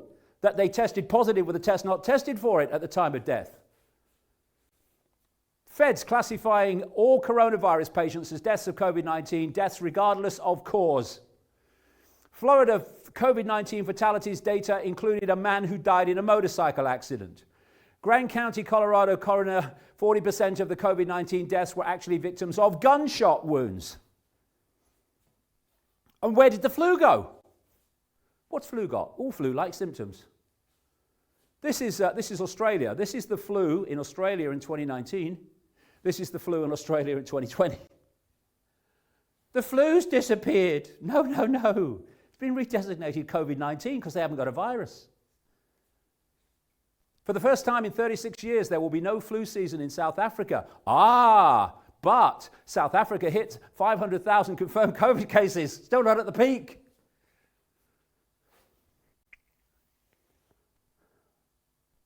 It's unbelievable. It's in plain sight. Didn't say that on the BBC, though, did they? COVID magic, the fake diagnosis scam. This is what the medical scientists said in March 2020. Since you already selected the sickest flu cases, a fairly high proportion of your sample will go on to die. You can then say this new virus has a case fatality rate higher than the flu, and use this to infuse more concern and do more tests, which will of course produce more cases, which expands the testing, which produces yet more cases, and so on and so on. Before long, you have your pandemic. And all you have done is use a simple test kit trick to convert the worst flu and pneumonia cases into something new that doesn't actually exist. And he called it in March 2020. And this is Wuhan, if you can see it in there somewhere, one of the most polluted cities in the world, where naturally you would expect is enormous amounts of respiratory disease. And that's where they played their card to give the illusion of the existence of COVID. But China's a long way away from the West. It's a very different culture to the West. And we're trying to scare the shit out of the West into compliance. So you can do all the stuff you like out of China, and all the footage, and it will have an effect, yes. But it's still a long way away. What you have to do as part of this PSYOP is to have an example in the West to frighten the said shit out of the West, people of the West. So they chose Northern Italy, which just happens to have an appalling atmosphere and lots of respiratory disease in the area known as Lombardy. And so we had the crisis in Italy. Now, the crisis in Italy was merely to give a Western fear base to Western people so that they would say, well, this is not China, this is Italy. If it's Italy, this could happen to me. That was the psychology. And so we had this. This tsunami has overwhelmed us. Doctors reveal the horrors of Italian hospitals where coronavirus war has exploded and dying patients have to be left untreated as medics work day and night while experts warn UK and US public they are not scared enough. That's the whole point. Get them in fear and they'll do what you want. And then, after this has happened, and the West has been terrified, this happened. 99% of those who died from virus had other illnesses, Italy says. Yeah, 1, 2, 3, 4 or more other what they call comorbidities, reasons to die. And then came this. Italian authorities, this is after all the propaganda, and we were in lockdown, it all kind of worked. Italian authorities found no clear COVID-19 cause of death in 88% of deaths attributed to coronavirus. Professor Walter Ricciardi, scientific advisor to Italy's Minister of Health, said, "The way in which we code deaths in our country is very generous." Oh, yes. In the sense that all the people who die in hospitals with the coronavirus are deemed to be dying of the coronavirus, testing positive with a test not testing for it. On revaluation by the National Institute of Health, only 12% of the death certificates have shown a direct causality from coronavirus. So what happened to all that crisis and madness in Italy? All of it was created to frighten the crap out of you. And this is more recent, this is this week. Italian Higher Institute of Health adjusts number of deaths due to COVID alone since February 2020, downwards from over 130,000 to under 40,000. Well, actually, bring it down to zero and you're getting somewhere near the truth. And here we have CDC in America quietly edit death tolls. Less than 6% of alleged 150,000 plus deaths were really COVID. And so, with these, if you believe in it, infection to fatality rates, take all that stuff off, and what are you left with? Zero. There is no virus. And this psychopath was claiming 3.4% infection to death rate at the start of this when he was trying to frighten the life out of people all over the world into conforming. And that's the real figure for COVID deaths and infections with SARS-CoV-2. And even by these figures, if you believe in it, the idea that this, well, I can't even say psychopath because it just doesn't cut it, can call it a once-in-a-century pathogen, all to frighten you into submission. So how to make COVID go away? Simple, simple. How to make COVID go away? Stop having tests. And then you won't test positive with a test not testing for it, and you won't be a case that isn't a case.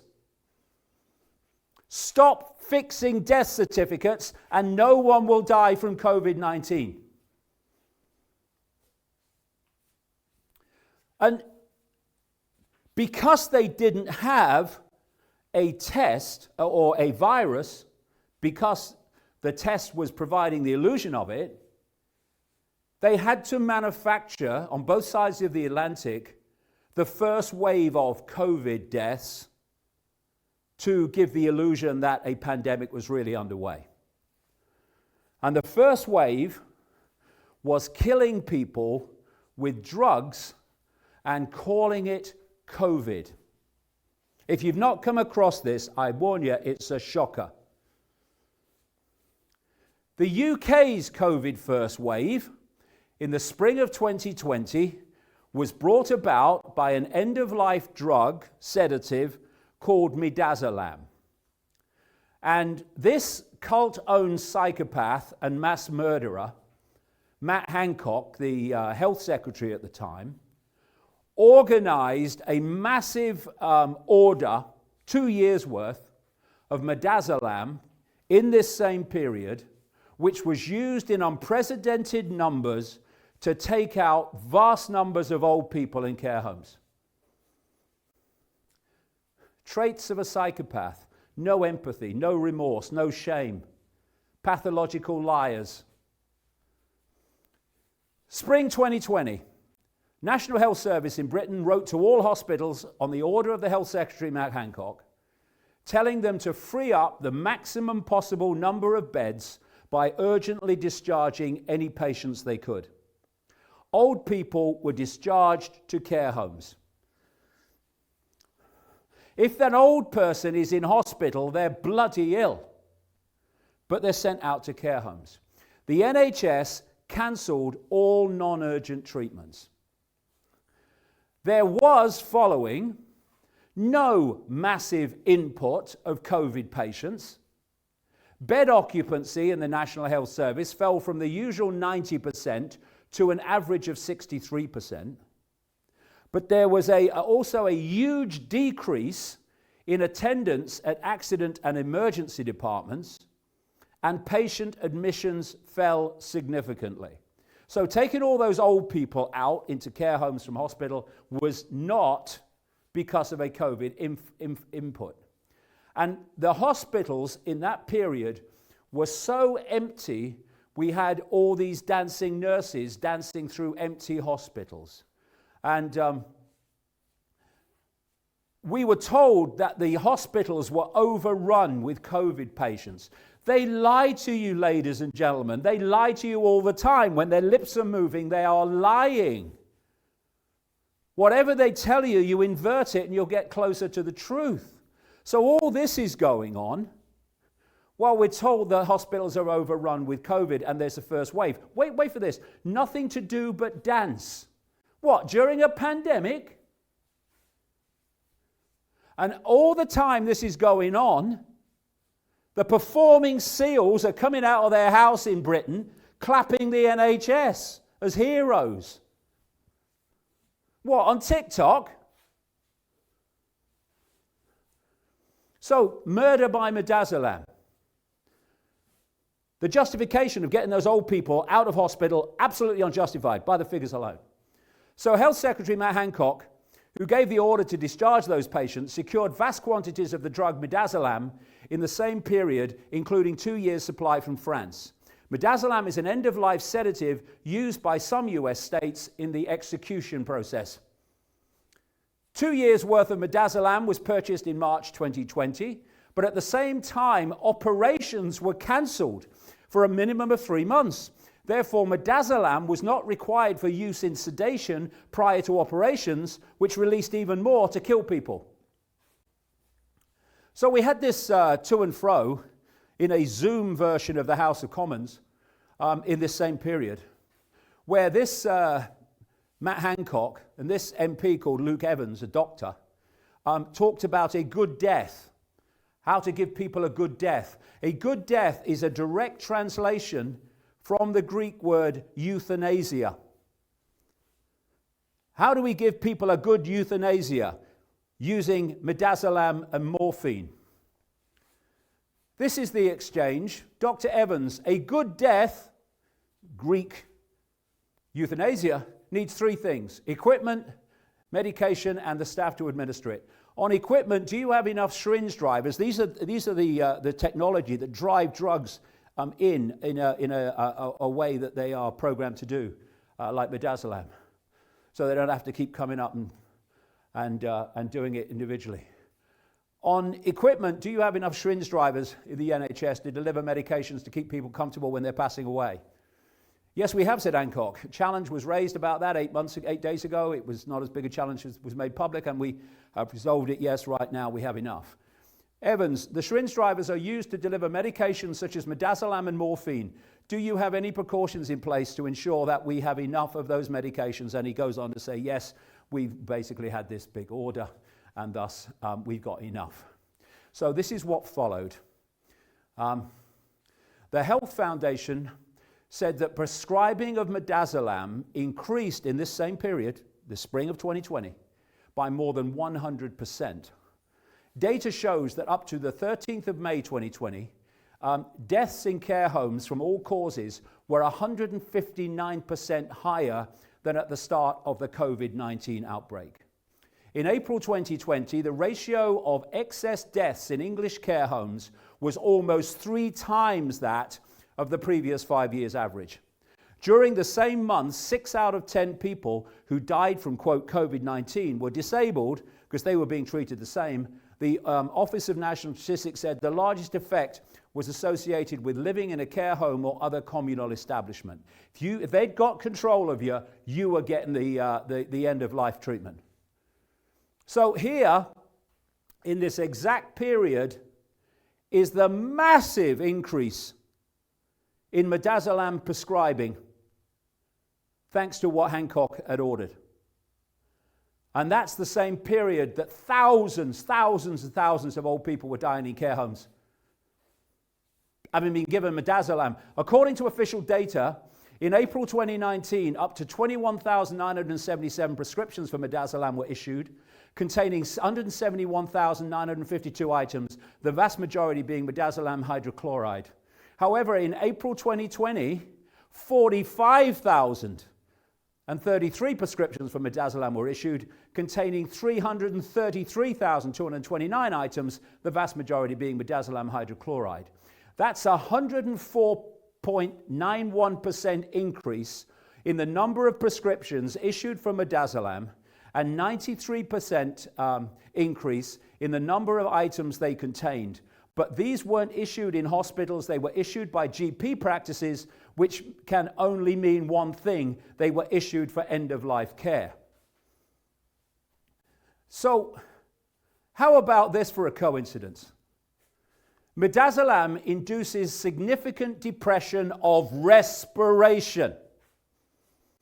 UK regulators insist midazolam should only be administered in a hospital or doctor's office under the supervision of a doctor or nurse to monitor the breathing of the patient in order to provide life-saving treatment to the patient if breathing slows or stops. Midazolam should be used with extreme caution in elderly patients. The US National Library of Medicine: midazolam injection may cause serious or life-threatening breathing problems, such as shallow, slowed, or temporary stop breathing, that may lead to permanent brain injury or death. You should only receive this medication in a hospital or doctor's office that has the equipment that is needed to monitor your heart and lungs and to provide life-saving medical treatment quickly if your breathing slows or stops. Your doctor or nurse will watch you closely after you receive this medication to make sure that you are breathing properly. Well, that never bloody happened. But here's the scam, therefore. And they called this the first wave of COVID in Britain, because they didn't have a virus, they didn't have a COVID-19, so they had to give the illusion of it. And they did it by killing old people. Number one, you get the elderly out of the hospital. Number two, you give them midazolam to create respiratory distress. 3, when they die, you call it COVID-19. When thousands die, you call it the first wave of COVID. Data from the Office of National Statistics reveals that during April 2020, there were 26,541 deaths that occurred in care homes, an increase of 17,850 on the 5-year average. This is half the amount of alleged COVID-19 deaths during the same period. Mass murder. Most alleged COVID deaths have occurred in people aged 90 plus. The next age group with the most deaths being 85 to 89, then 80 to 84, and so on. There's a general decrease in the number of deaths to the 65-69 age group, but then we see a dramatic fall to pretty much zero in anyone aged under the age of about 60. Average age of a COVID death is higher than the average life expectancy. So why did COVID kill the old and not the young? The fake vaccines are now killing the young, but before that, before the fake vaccines appeared, it was killing old people almost exclusively and not the young. Why? Well, the older you get, the more people die. The older you get, the more ailments you get that can kill you. So the potential for redesignation of diagnosis from what really killed you to COVID-19 is almost infinite in the very elderly. The young, before the fake vaccine, very few died. So the potential for redesignation to COVID-19 was very, very limited. And that's why COVID appeared to kill old people, but not the young. The British Lung Foundation reports that the majority of cases of pneumonia occur in those who are aged 81 and over. In 2012, 1,838 people in every 100,000 people over the age of 81 developed pneumonia. This equates to around 60,000 people over the age of 81 in today's numbers. Redesignation to COVID-19, piece of cake. And then we had the do not resuscitate orders.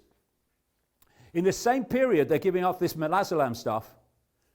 they were issuing do not resuscitate orders on all and sundry, old people and the disabled, which means, of course, that if they needed resuscitation, they weren't going to get it. They're going to allowed to die.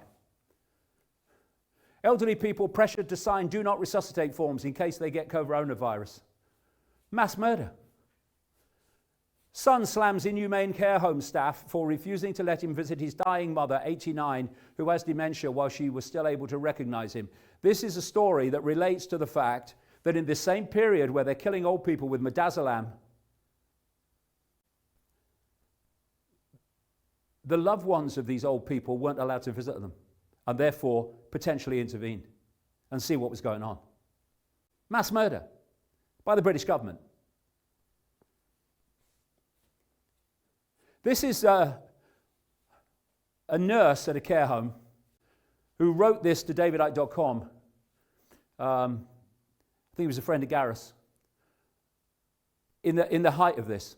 And he wrote this: I'm seeing firsthand now what's going on at the nursing homes, including mine. It's murder, mate.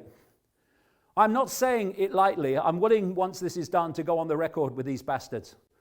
If there is any information I can give you, I will help. Well, I've seen firsthand how the community matrons and doctors following orders basically just denying treatment to residents on the account they have COVID. No test, no nothing. Doctors are now not coming into my home to examine anyone. I've had an absolute murder with people begging to be placed on antibiotics. In a few weeks, you're going to see fucking dead old people all over the place. I'm done, mate, to be honest. Once this is over, this is not what I became a nurse for. We'd never let Nazi Germany happen again, would we?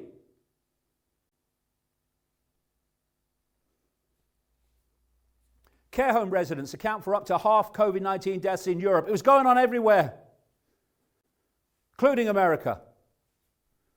Alzheimer's Society. Lockdown isolation causes shocking levels of decline for people with dementia who are rapidly losing memory, speech, and the ability to dress and feed themselves. Mass murder of the elderly. Kissinger's useless eaters. Doctors issuing unlawful do not resuscitate orders for disabled COVID patients. Nazi Germany. Killing the infirm, killing the disabled, killing those with learning difficulties. Unprecedented number of DNR orders for learning disabilities patients.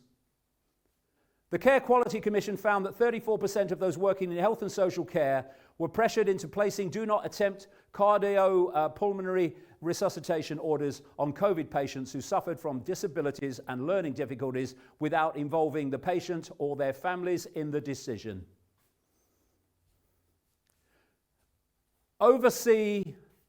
Oversaw mass murder. Has to go to jail for the rest of his life. Matt Hancock. And all that played a part in it. And then there was America. Same thing. Nursing home scandal. And the drug of choice in America was called remdesivir. Remdesivir. And this provided America's COVID first wave because they never had a virus to do it for them. This cult-owned mass murderer and psychopath, Anthony Fauci, insisted that remdesivir be the only treatment for alleged COVID-19, i.e. someone who's tested positive with a test not testing for the virus. And this is a psychopath who has funded research that involves cutting the vocal cords of dogs so they can't bark and forcing them to be eaten alive by sandflies. This is a psychopath who has funded horrific experiments on children. And Americans, in about half of America, look to this guy as a freaking god. Oh, save me, Anthony. He's a psychopath. This American doctor, Brian Ardis, has been really on this case. He said Fauci mandated that all hospitals and medical doctors had to use this treatment of remdesivir, and the only treatment to be used. Remdesivir killed tens of thousands in New York and other places through blocking kidney function and was called the American first wave of COVID. New York hospital doctors immediately began to report that so-called COVID-19 patients were suffering from acute kidney failure, which they had never seen from a viral infection before, because it weren't being caused by a viral infection. They were getting acute kidney failure within 3 to 5 days of treatment starting, and they said, never seen a virus do this to kidneys. You might remember in the early days of this guy, very brave guy, Dr. Cameron Kyle Sidell, came out on a video, then, of course, deleted by the fascist YouTube and Susan Wojcicki, who runs it for the cult. And he said, we're treating the wrong disease. We were told to expect a viral disease, but this is not what we're seeing. We're looking at the lungs of these patients, and it's like they've been caught in a depressurization at 30,000 feet or on top of a mountain without oxygen. They were treating the wrong disease. Dr. Ardis discovered that the American authorities had brought up all remdesivir reserves, see midazolam in Britain. He points out that the highest alleged COVID death rates in the same period were in America because they were poisoned to death by remdesivir. He calls it Fauci's genocide.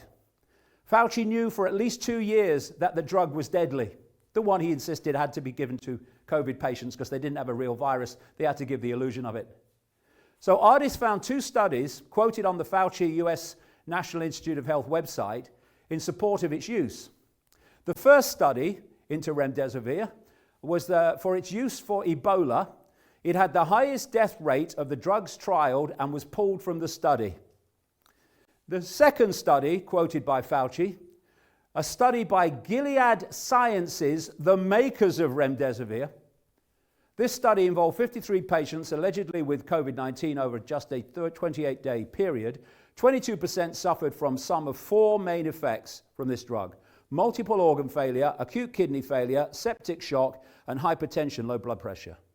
Another 8% were taken off the drug within 10 days because of its toxic effect on multiple organs. So that's 30% suffering from life-threatening effects in a study by the makers, quoted by Fauci in support of the mandated use of alleged COVID-19 or on alleged COVID-19 patients. Ardis explains how remdesivir poisoning was diagnosed as COVID-19. Shutting down the kidneys of these patients with remdesivir means that when their bodies could no longer remove water, the body accumulates water in the abdominal cavity and saturates the lungs. Doctors were looking at chest x-rays and saying it was secondary pneumonia, when in truth they were drowning these people in their own water. You are filling their lungs with water and they are drowning to death. And they called it COVID-19, the first wave in America. So, if you have a real virus, why do you need to fake your cases with a test not testing for the virus? Why do you have to fake your deaths with 28 days from any other cause if you've had a fake test? Why do you have to create your first waves using drugs like midazolam and remdesivir? Why do you have one treatment protocol for pneumonia and another for COVID positives, which will almost certainly lead to their deaths? And why, if you have a real pathogen and deadly agent, do you need to give incentive payments to diagnose for COVID-19? Because that's what they did. In America, hospitals have paid $4,600 for diagnosing regular pneumonia, $13,000 for diagnosing COVID-19 pneumonia with the same symptoms. And if a COVID-19 patient was put on a ventilator, which was almost certainly kill them, the hospital gets $39,000. There is no virus. The bioweapon is not the virus, it's the vaccine. The virus was just the excuse to introduce the bioweapon in the vaccine. Big Pharma is producing the vaccine, one of the biggest killing machines, if not the biggest, in human society. Organizations like Pfizer have been ordered to pay record-breaking fines of multiple billions for the most horrific abuse of human beings and misuse of their own drugs. And billions all over the world are putting their lives in the hands of these psychopaths. If that is not testament and proof of the power of perceptual programming, then I cannot think of anything more to describe it. Genocidal mass murder stage 2, the fake vaccine. The United States Centers for Disease Control and Prevention definition of a vaccine. This is why I'm calling it a fake vaccine, because it is. A vaccine is a product that stimulates a person's immune system to produce immunity to a specific disease, protecting the person from that disease. And that is so not a definition of what these fake vaccines do. They actually, as emails have been leaked to show, the CDC changed the definition of vaccine because COVID-19 vaccines didn't meet the original criteria of a vaccine. A vaccine that doesn't stop you getting a disease or passing it on. What? No one is claiming that it does. But you must get the fake vaccine to save people from getting it from you. When if you get the fake vaccine, it doesn't stop you passing it on, even if you believe in it. And here's Johnson in the last 10 days. The vaccine won't stop you being infected or passing it on. But at the same moment, he said, but get your booster. What's the booster? Well, it's more of the two that haven't worked. This is not about health. You are the trial. There have been no trials worth the name. And this is a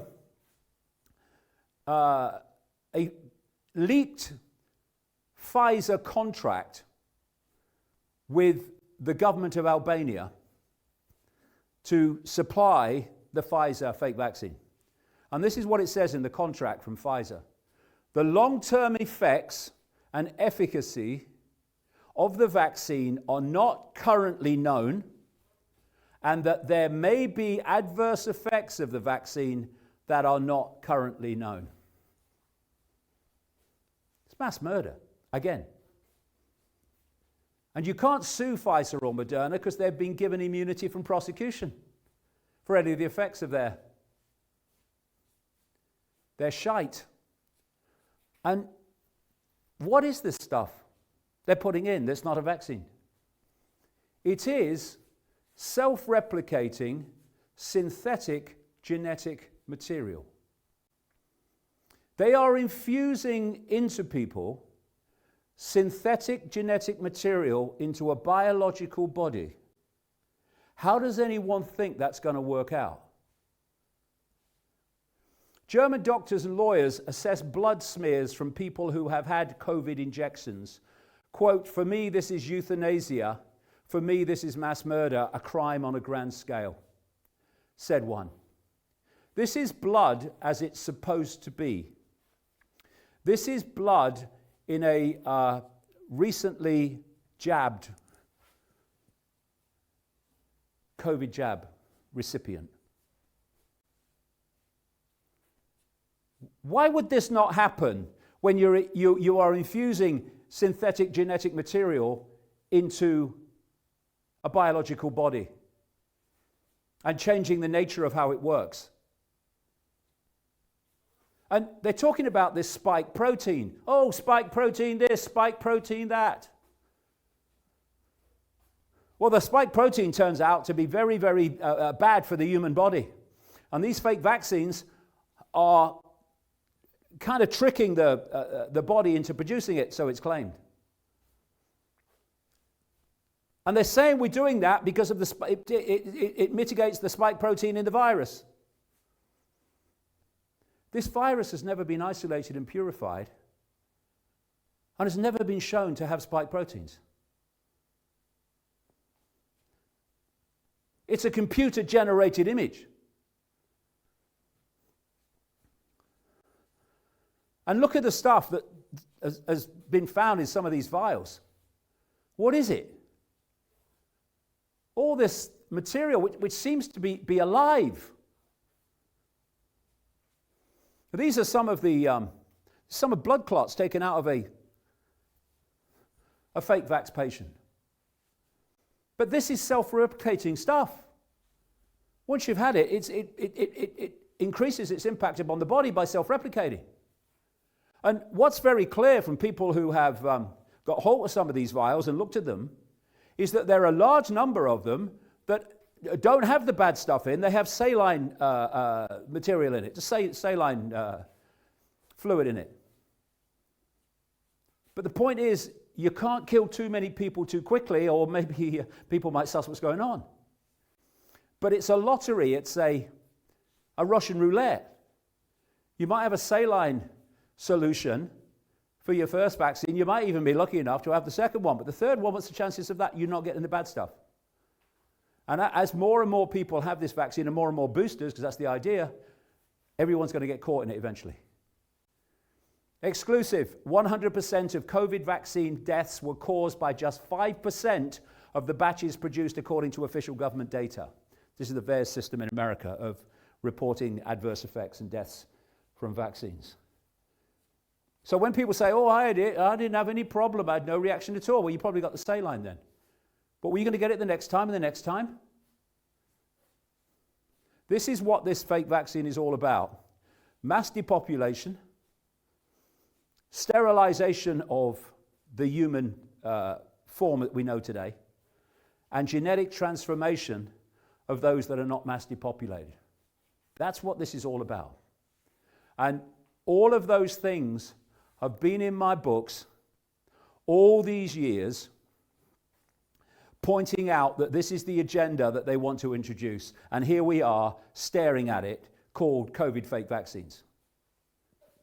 Moderna had specific COVID-19 mRNA shot ready in 2019 before pandemic was announced. It goes back much further than that. It's been long planned. So, let's look at some of the real reasons for this. The real reasons for the fake vaccines. Number one, connecting humans to AI, artificial intelligence. Where this is planned to go is to create an artificial intelligence technocracy. And a technocracy is defined as government or control of society by an elite of technical experts, not elected politicians. They're designed to go. So this cult has been leading, as my books have been pointing out over the many, many years, to a point where the world is controlled by technology and by technocrats running that technology. And so we had the Internet of Things. Remember that? I mean, I remember writing in my books about warning about the coming Internet of Things and what that meant, and now it's everywhere. What I mean by that is everything's connected to the Internet, including increasingly your bloody car. And the idea has long been, as again my books have said for a long time, to create the next stage, which is the Internet of Everything, and that includes connecting humanity to this web, to this Internet, to this cloud. And these fake vaccines are fundamental to getting that connection.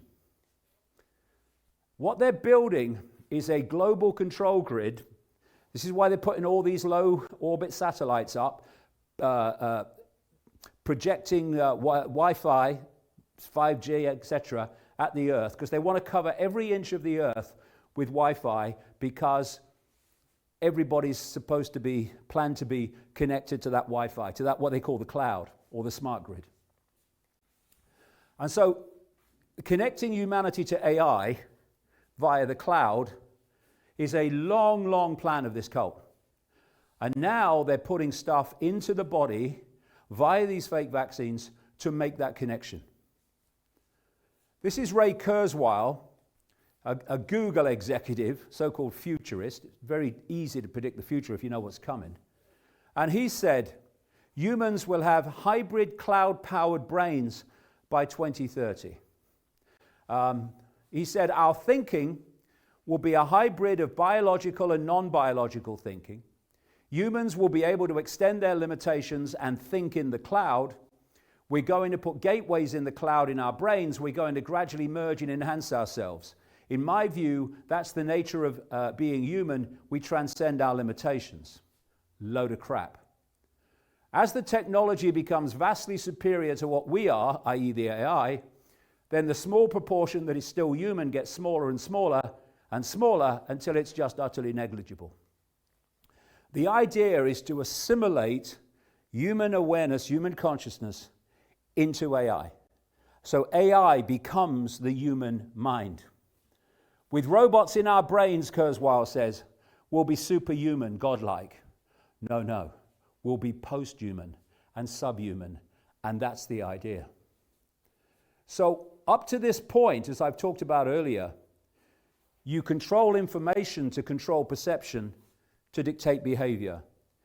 This whole thing of connecting the human brain and the human body to AI, the cloud, is that perception will now come direct and AI becomes the human mind.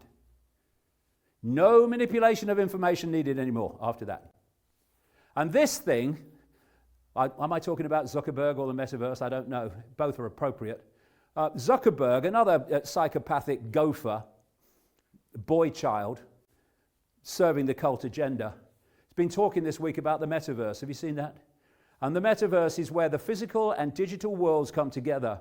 It's a space where digital representations of people interact. At the center of this universe will be virtual reality. All this is part of this assimilation of human consciousness into AI. So AI becomes the human mind. And if you're going to do that, if you're going to create this cloud, you need Wi-Fi everywhere so humans can be connected to it. And that's why psychopaths like Elon Musk are putting up these low-orbit satellites, tens of thousands of them eventually, to beam this cloud at the earth and entrap the human mind. He says AI could be the end of humanity, but we must merge with it to save ourselves. Yeah, okay, I believe you. He starts a company called Neuralink to merge the brain with AI and says AI could be the end of humanity. I mean, this guy is no hero. My God, he's not. Understatement of the century, that is. So the smart grid is the cloud. This is why everything now seems to have smart in front of it. Smart television, smart phones, smart watches, smart meters, smart dust, smart pills, smart streets, smart cities, smart communities, smart cars, smart environments, smart cards, smart patches, smart skin, smart borders, smart pavements, smart growth, smart planet. And all these smarts technologically are designed to connect with each other into this one grid to which the human mind is to be connected, not least through these fake vaccines. And Kurzweil went on to talk about nanobots, nanotechnology, infused into all matter around us with information, rocks, trees, everything will become these intelligent creatures. They want to take over everything. This is why they are seeking to make everything synthetic. So something called smart dust or neural dust, digital dust, nanobots are defined as tiny electronic particles for wireless communication with each other and anything they connect with to create this grid. And here's the inventor of the mRNA technology who's spoken against it.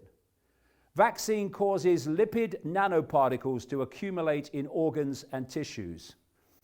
These nanoparticles are being put into the body through these fake vaccines. In fact, the nanoparticles are part of the process of tricking the cells in the immune system to let them in where they normally would reject them. How nanotechnology helps mRNA COVID-19 vaccines work? It works in that way, as like a Trojan horse technique. The point being that the body's being infused with all these nanobots, nanotechnology, which is self-replicating, and they're forming, and you can see these in some pictures from the vials, they are forming almost like neuron networks, which are part of the communication system with the cloud to override the neuron networks of the brain. This is what's going on inside people. And there's more and more all the time. And so they are connected through these various devices to this cloud, and the cloud starts doing their thinking for them, getting you to the smart grid or connecting you to the smart grid to control your mind. And American scientists have found toxic graphene oxide in these, some of these vials and these fake vaccines. And graphene is a superconductor of electricity. It's part of this whole connection as well as many other things. It's magnetic. Magnetic graphene forms new kind of magnetism. Again, all part of this connection to this smart grid and AI. What's that doing in frickin' vaccines for COVID? Real reasons for the fake vaccines, number 2, the synthetic human, creating the synthetic human. They're phasing out this human into a synthetic human. I've been writing about this for so long, and here we are. Human 2.0. And it's in the mainstream media now that this is where we're going. And how is synthetic biology shaping the future of drug discovery? Well, synthetic biology is a massively expanding discipline now within mainstream science, because everything's becoming synthetic as part of this process of moving to a much more synthetic human, human 2.0. Synthetic biology, the branch of biology that involves undertaking large-scale manipulation of DNA sequences in order to modify biological systems to perform new functions, such as the production of drugs and the destruction of cancer cells. That's the selling point. Synthetic biology, the application of computer science techniques to create artificial biological systems. And that's what this mRNA synthetic genetic material in these fake vaccines is designed to do, is to change the body to create artificial biological systems to override the ones we have now. And this is why everything is becoming synthetic. Synthetic crops, synthetic this, synthetic everything. It's alive, but is it live? Synthetic biology and the future of creation. This is the process we're seeing in front of our eyes of turning the human body into something very different for those that survive the mass depopulation. Rapid development of a synthetic DNA vaccine for COVID-19. These fake vaccines are all part of this process. To develop a coronavirus vaccine, synthetic biologists try to outdo nature. They want to override what we call nature. So what's in my mRNA vaccine? Material to change the nature of your body. And a lot of people won't survive that process, and there's your depopulation. The effect of RNA on DNA means that mRNA vaccines can permanently alter your DNA. This is what is happening. And mRNA, what is it? Messenger RNA. The infusion of synthetic genetic material, mRNA, is changing the messaging system of the body. Now, when you're healthy, it's because, like with a healthy working computer, your messaging system from the brain through the cellular structure is in balance and in harmony, and it's communicating as it should. That's called health. But when that messaging gets knocked out of kilter, then obviously, like with a computer, when the messaging goes awry, the computer stops working properly. So does the body. And so what you've got with these fake vaccines is the potential, and we're already seeing it, to change the messaging system of the body in so many potential ways that the number of consequences and health consequences of these vaccines is simply endless, depending on how the mRNA messaging changes, or the messaging changes in general. So synthetic genetic rewiring that is self-replicating, that's what we're looking at. And the synthetic human they want to create will not have a sex, no sexes, and will not be able to procreate.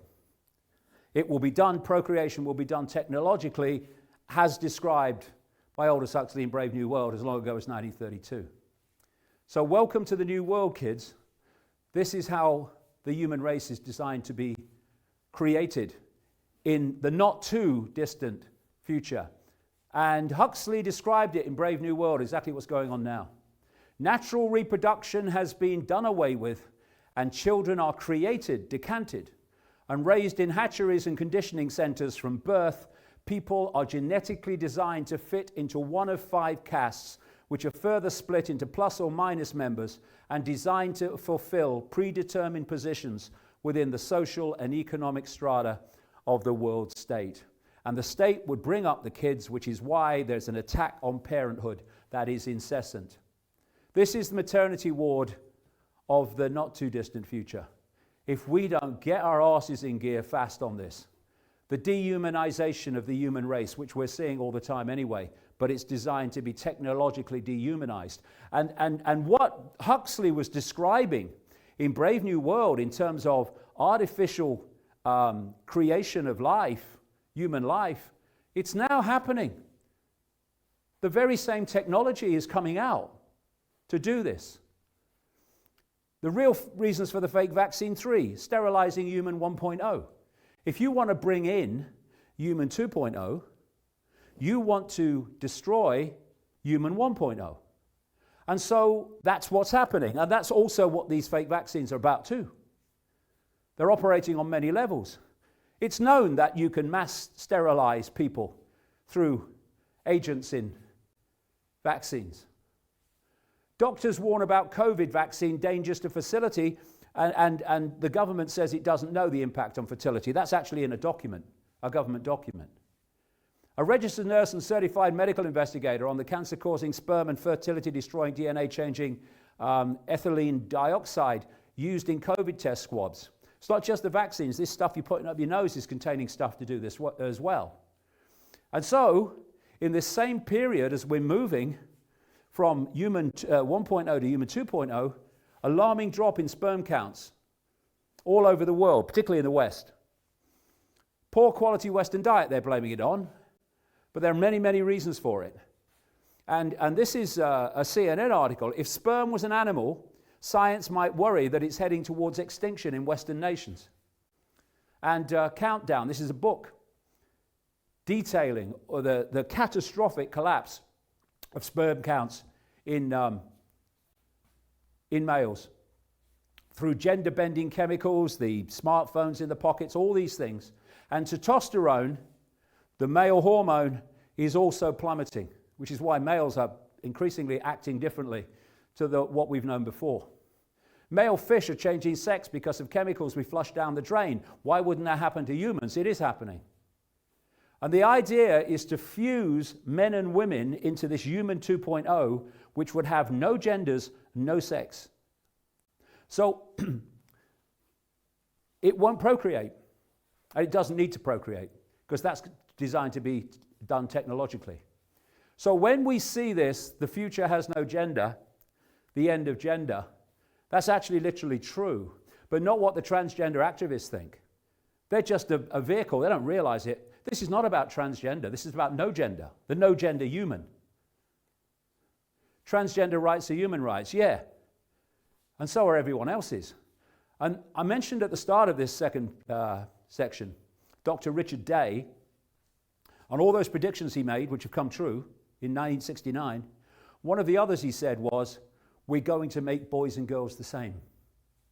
And that's exactly what they're doing. This is a part of bringing drag queens into schools and libraries to read books to small kids and do their strutting stuff. I've got nothing against drag queens. Do what you like, mate, as long as it makes you happy. But doing this to kids is being done for one reason. It's the process of confusing the perception of gender on the road to fusing gender into the no-gender human.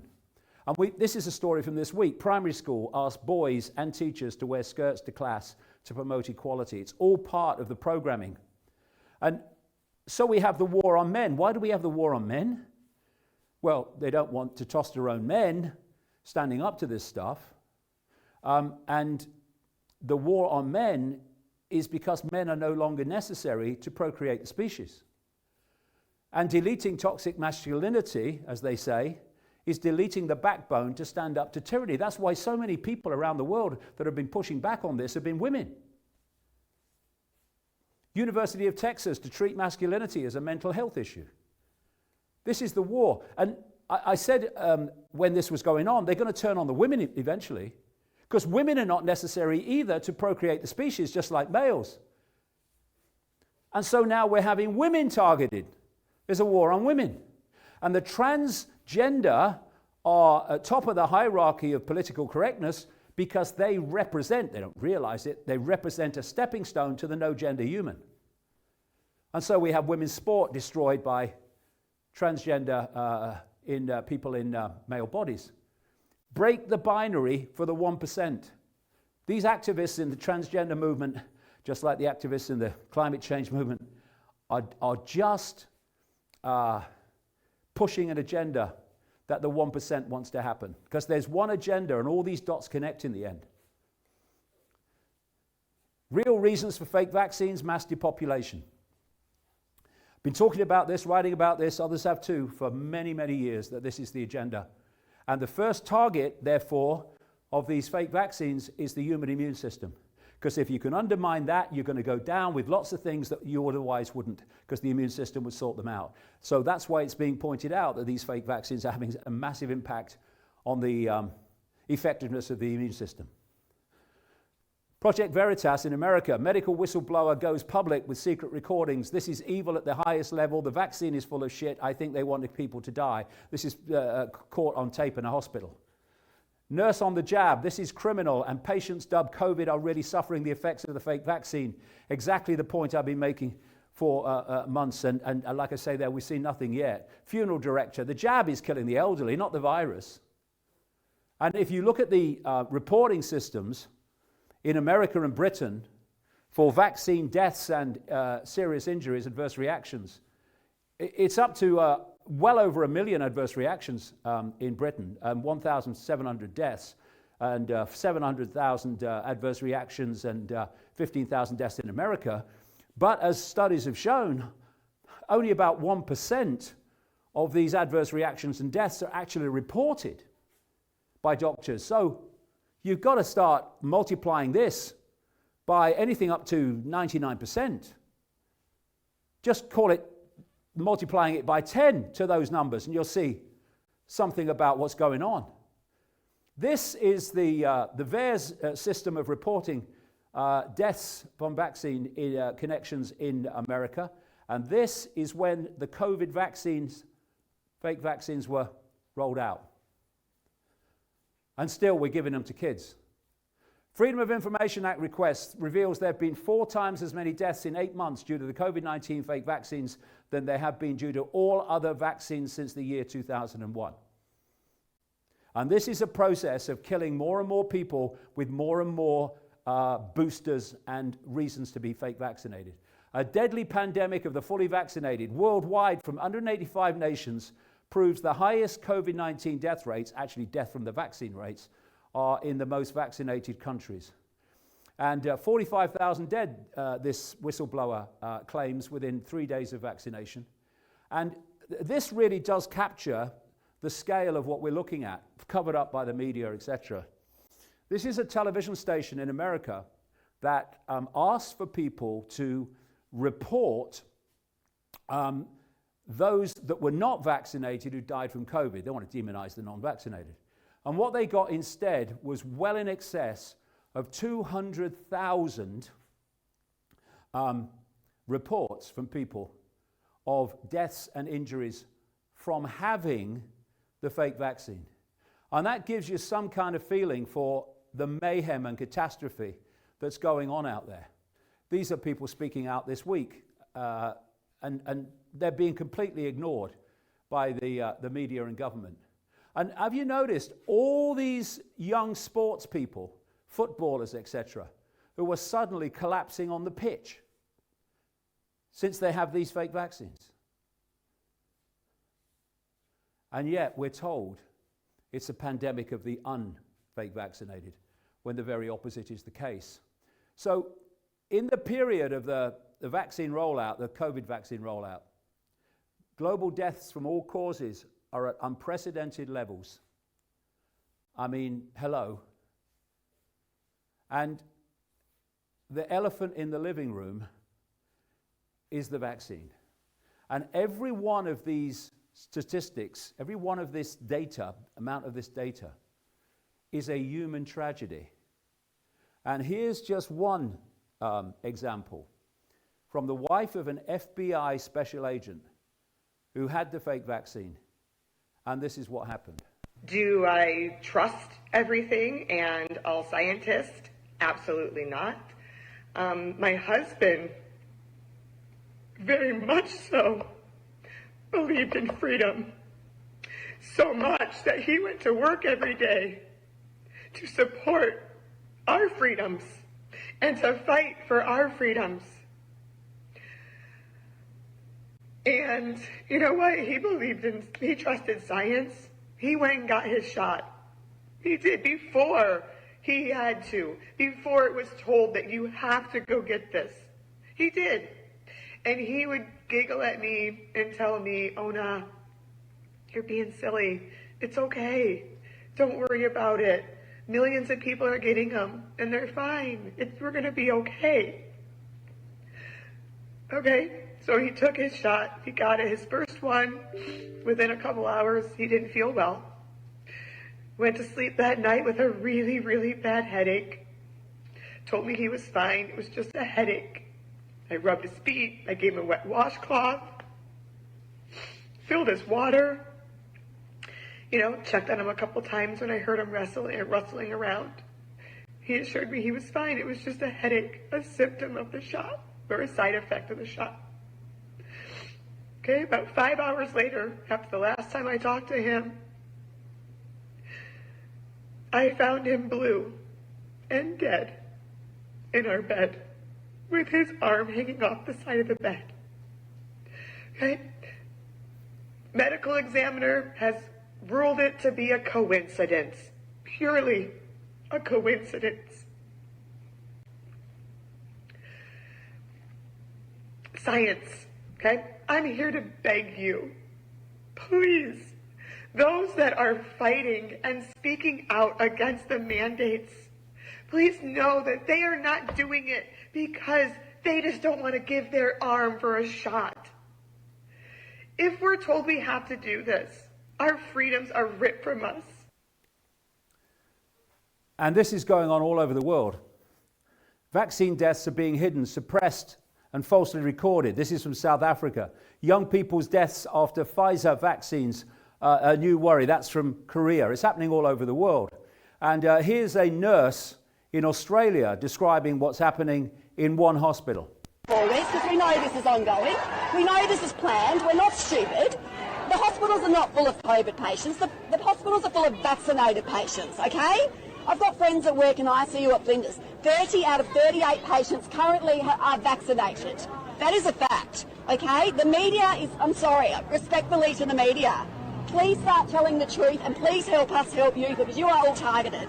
Every single person is targeted. So as a registered nurse, are you seeing people in hospital? Are you treating people? Yes. Serious adverse effects, serious. And we're talking 20-year-olds. We are talking 20-year-olds that have dropped dead. Nothing is getting on the media. Myocarditis is a rare, let me tell you, a rare cardiac condition. All of a sudden, every third 20-year-old's got myocarditis. You know what that leads to? Cardiac transplant. Where do we get hearts from in Australia with the lowest organ donor rate in the world? Can you just clarify? And then you have this army whistleblower talking about what happened when she stopped a number of pilots flying because of the effects of the fake vaccine. And if people say, well, yeah, we'd know about it if this was going on, well, look what happened to her for doing that. With respect to aviation safety, risk communication is critical. I saw 5 patients in clinic, 2 of which presented with chest pain days to weeks after vaccination and were subsequently diagnosed with pericarditis and worked up to rule out myocarditis. The 3rd pilot had been vaccinated and felt like he was drunk, chronically fatigued within 24 hours after vaccination. The pilot told me he didn't know what to do, so he drank a lot of coffee to try and, quote, wake himself up and continued to fly until he realized it wasn't going away. After I reported to my command my concerns that in one morning I had to ground 3 out of 3 pilots due to vaccine injuries, the next day my patients were canceled, my charts were pulled for review, and I was told that I would not be seeing acute patients anymore, just healthy pilots there for their flight physical. So this is what it's all about. Mass depopulation, sterilization of human 1.0, and the replacement with a genetically transformed human 2.0. And that's why they are using every opportunity they can to get more and more of this stuff into people in what they call boosters. So this guy wants every man, woman, and child fake vaccinated because that's the agenda, to transform and depopulate vast numbers of the human race. That's why it makes no sense. But it makes sense if you know that that's what the game is. So you must get it. You can have a donut, you can go into a lottery, you can be persuaded to by a bunch of hairhead bloody celebrities. Or, if that don't work, then we'll destroy your life to make sure you do. No Gates vaccine, no normal life. Get the vaccine or starve, says Biden. Vaccine mandate released. 84 million workers face January the 4th deadline to get vaccinated, fake vaccinated in America. This is fascism beyond anything in Nazi Germany. Cult-owned psychopath Fauci calls for unvaccinated Americans to be banned from air travel. Fascist Italy becomes first European country that requires all workers to have a health pass. In other words, have the fake vaccine. 60,000 UK care workers face losing their jobs after being told to get this fake vaccine. Why would they be doing this? Hot Mike catches Israeli health minister admitting vaccine passports are all about coercion. Of course they are. And to keep your passport, you have to have more and more of these fake vaccines or you lose it. And if you look at the European Union timeline for these vaccine passports, the process started before COVID was ever heard of. And he's got this internal system of fake vaccination monitoring and tagging called ID 2020. And this is China. What they do in China is you're so closely surveilled in real time, they know everything you do. And you're given credits, social credit scores, if you do what the government wants, and they're taken off if you don't do what the government wants. And if you lose enough, you can't fly, you can't go on trains, you can't do all this stuff. And the idea is that these fake vaccine passports are exactly equivalent to that. If you don't do what the government says, you lose your ability to interact with society and earn a living. And the idea is that they create, I've been writing about this for such a long time, they create a situation where people lose employment, they lose the ability to earn a living, and they go on a so-called universal basic income, now being trialed in Los Angeles and Chicago, not trialed, rolled out. And that means that you have no other means of earning a living, so you have your basic income from the government, but you only get it if you do exactly what you're told. And so you have the vaccine passport sting based on these fake vaccines. The trap. COVID booster shots will be needed every 8 months, says Fauci. Every year, says the psychopath Zahawi, the vaccine minister turned education secretary. Now they're talking about a fourth injection or even a fifth in Israel.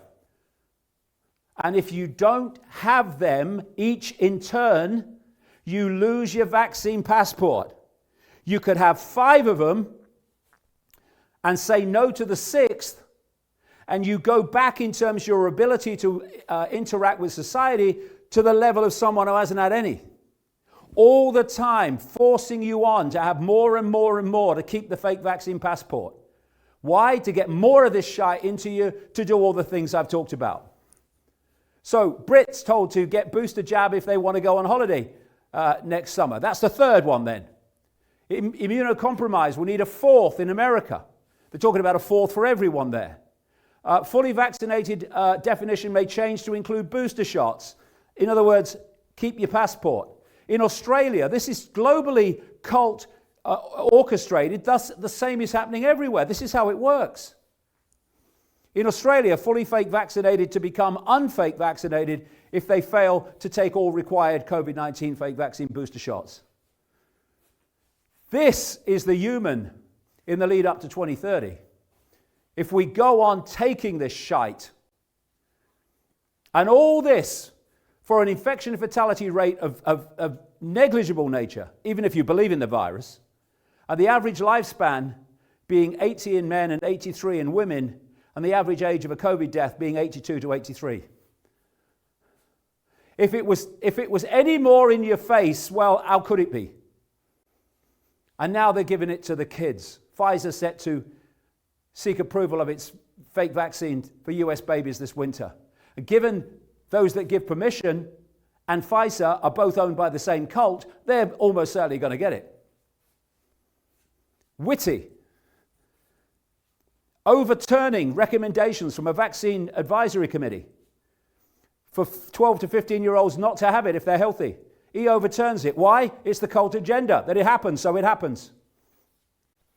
Taking away the right of parents to intervene. So we get more and more kids fake vaccinated. And then, the real reason for fake vaccinations, finally number 5, there will be more. 5 sense isolation. I've talked to a lot of people who know loved ones and associates who've had this fake vaccine and who have had, clearly from their response, they've had the bad stuff, not the saline solution. And they describe their personality as changing, and then becoming like vacant is a word that's used often. And I've said all these years, and I've said today many times, the foundation of the cult agenda is to disconnect 5 sense mind from expanded consciousness. And those that I've seen quoted anyway, that are involved in this hands-on healing, this Reiki that operates and works with the other bodies, the other electromagnetic bodies of the human, say that the difference between before fake vax and afterwards is incredible. In the sense that afterwards there's this disconnection. And this is what Rudolf Steiner said 100 years ago. Rudolf Steiner was a very aware person behind the Steiner schools. And he had also connections as well into gleaning information and what's happening. And this is what he said 100 years ago. I've told you that the spirits of darkness are going to inspire their human hosts. This is this Wetiko reptilian stuff that I'm talking about. I've told you that the spirits of darkness are going to inspire their human hosts in whom they will be dwelling to find a vaccine that will drive all inclination towards spirituality out of people's souls when they are still very young. And this will happen in a roundabout way through the living body. With such a vaccine, you can easily make the etheric body loose in the physical body. Once the etheric body is detached, the relationship between the universe and the etheric body would become extremely unstable, and man would become an automaton. For the physical body of man must be polished on this earth by spiritual will. So the vaccine becomes a kind of Arimanaic force, evil force. Man can no longer get rid of a given materialistic feeling. He becomes materialistic of constitution and can no longer rise to the spiritual.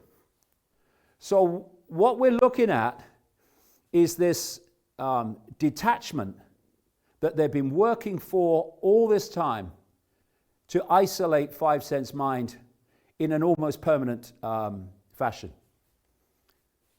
This is what they don't want to happen. This is what they want to happen.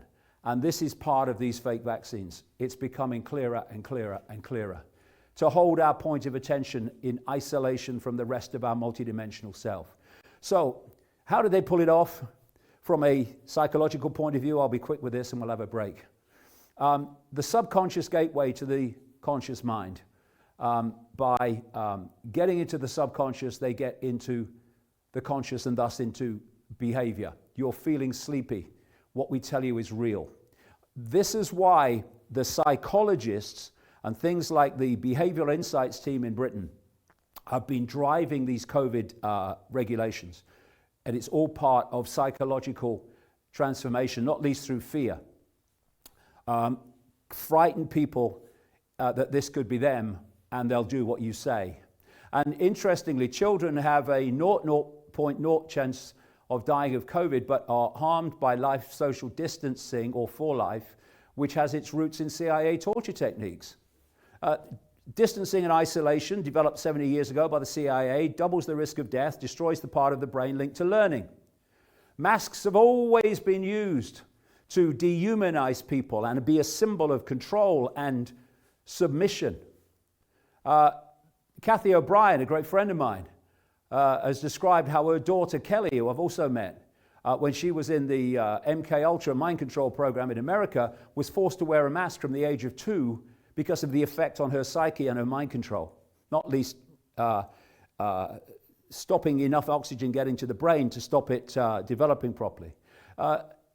Michael Jackson was in an ongoing version of MK Ultra. That's why he did some strange stuff. And look at that period where he was always wearing a mask because of what it does to the psyche. And this is the uselessness of masks, because it's all psychology. This is on one of the mask boxes. They will not provide any protection against COVID-19 or other viruses or contaminants. So what the hell are they being forced on the population for? Psychological reasons. And these are 2 states in America, North Dakota, South Dakota. One had a mask mandate, one didn't. The effect on so-called cases was virtually the same, so they're useless. And this German neurologist has said that oxygen deprivation causes permanent neurological damage, and we're allowing kids to go to school every day with masks on. What the hell are we doing? What happened to parenthood? And yet, Mummy and Daddy says, put your nappy on, and so they do. God, it's pathetic. And you know, I came across this document. It's a mind control document. I came across it a long time ago in America. And it's a manual on how to mass mind control the population. It's called Silent Weapons for a Quiet War, silent weapons being psychological manipulation. And I always remember this line in it. If a person is spoken to as if he were a 12-year-old, then due to suggestibility, he will, with a certain probability, respond or react to that suggestion with the uncritical response of a 12-year-old. And that's why they talk to us like 12-year-olds or less. And if we fall for it, we've been Wetiko'd. A tendency by the vast majority to follow on mindlessly without resistance is another expression of Wetiko consciousness. And as Paul Levy says in one of his books, Wetiko psychosis is at the very root of humanity's inhumanity to itself, in all its various forms. As a species, we need to step into and participate in our own spiritual and psychological evolution, which means that we must focus our attention on and contemplate this most important topic before this virulent madness destroys us. And that was written before COVID. So the whole foundation of the control is to lock people into this Wetiko frequency, which has already completely overwhelmed those that are driving this COVID hoax. And therefore, you speak the words of Wetiko, believing them to be your own. And manipulating the population to herd and pen itself, like sheep controlling sheep. And that's what is happening here. Slaves putting on an illuminous jacket to impose the will of the masters on all the rest of the slaves. And you have these face-nappy foot soldiers for fascism called police officers who have families, they have kids who are being subjected to all this, who mindlessly, Wetiko-like, just follow orders no matter what those orders are. And this is part of the intimidation, the psychology of control in the COVID era, blatantly, is intimidation. Intimidating people through fear to do what they're told. This psychopath police officer in London kicking a guy in the head who's on the floor. And this moron in Australia that really captures this level of wetiko called law enforcement that enforces the cult's will upon the population, pushing what is an old lady over and then squirting in her face the stuff that's so horrible and painful. And the Hunger Games Society surveillance system has been allowed to be brought in, of course, because of COVID. That's another bonus. And another massive part of the psychology is to let you see the madness. This is very important. They want you to see the madness, because if you see it's nonsense but do it anyway, they've controlled your or they've deleted your submission. They have taken away your self-respect. So it's not that they don't want you to see it's crazy, they do. It's called taking the piss. It's called removing your dignity. Because self-respect is what has ended every tyranny in history. The self-respect that says, no, I'm not obeying this, I'm not acquiescing to this. And once you delete self-respect, what's left is submission, subservience. And that's what they want. They want our self-respect. And so they want us to see it's crazy. Australian psychopaths order citizens to keep masks on while drinking alcohol. Anyone who does that has no self-respect. Anyone that allows their kids to do this has no self-respect. And all these instructions and impositions of the COVID era are designed to take our self-respect away, which is why we must not acquiesce to them. What they're trying to get us to do is accept that 2 and 2 equals 5 in Orwell's words. And what you do with 2 and 2 equals 5, when you first acquiesce to something you can see is crazy, you know 2 and 2 equals 5. But to save your self-respect, at least in your own mind, eventually you start to believe 2 and 2 equals 5, just to try to convince yourself that you're not acquiescing to something you shouldn't be acquiescing to. As Orwell said, the party told you to reject the evidence of your own eyes and ears. It was their final, most essential command. And we've got to not do that or it's over. And so, because of this psychological manipulation, systematic, we've had all these levels of anxiety, suicidal thoughts, addiction soaring in this pandemic. And part added on to this, let them see it's madness, but get them to do it anyway. You will have noticed that all around the world in this COVID era, more than any other time I can remember, complete morons are in positions of political power. And so this is another level of it.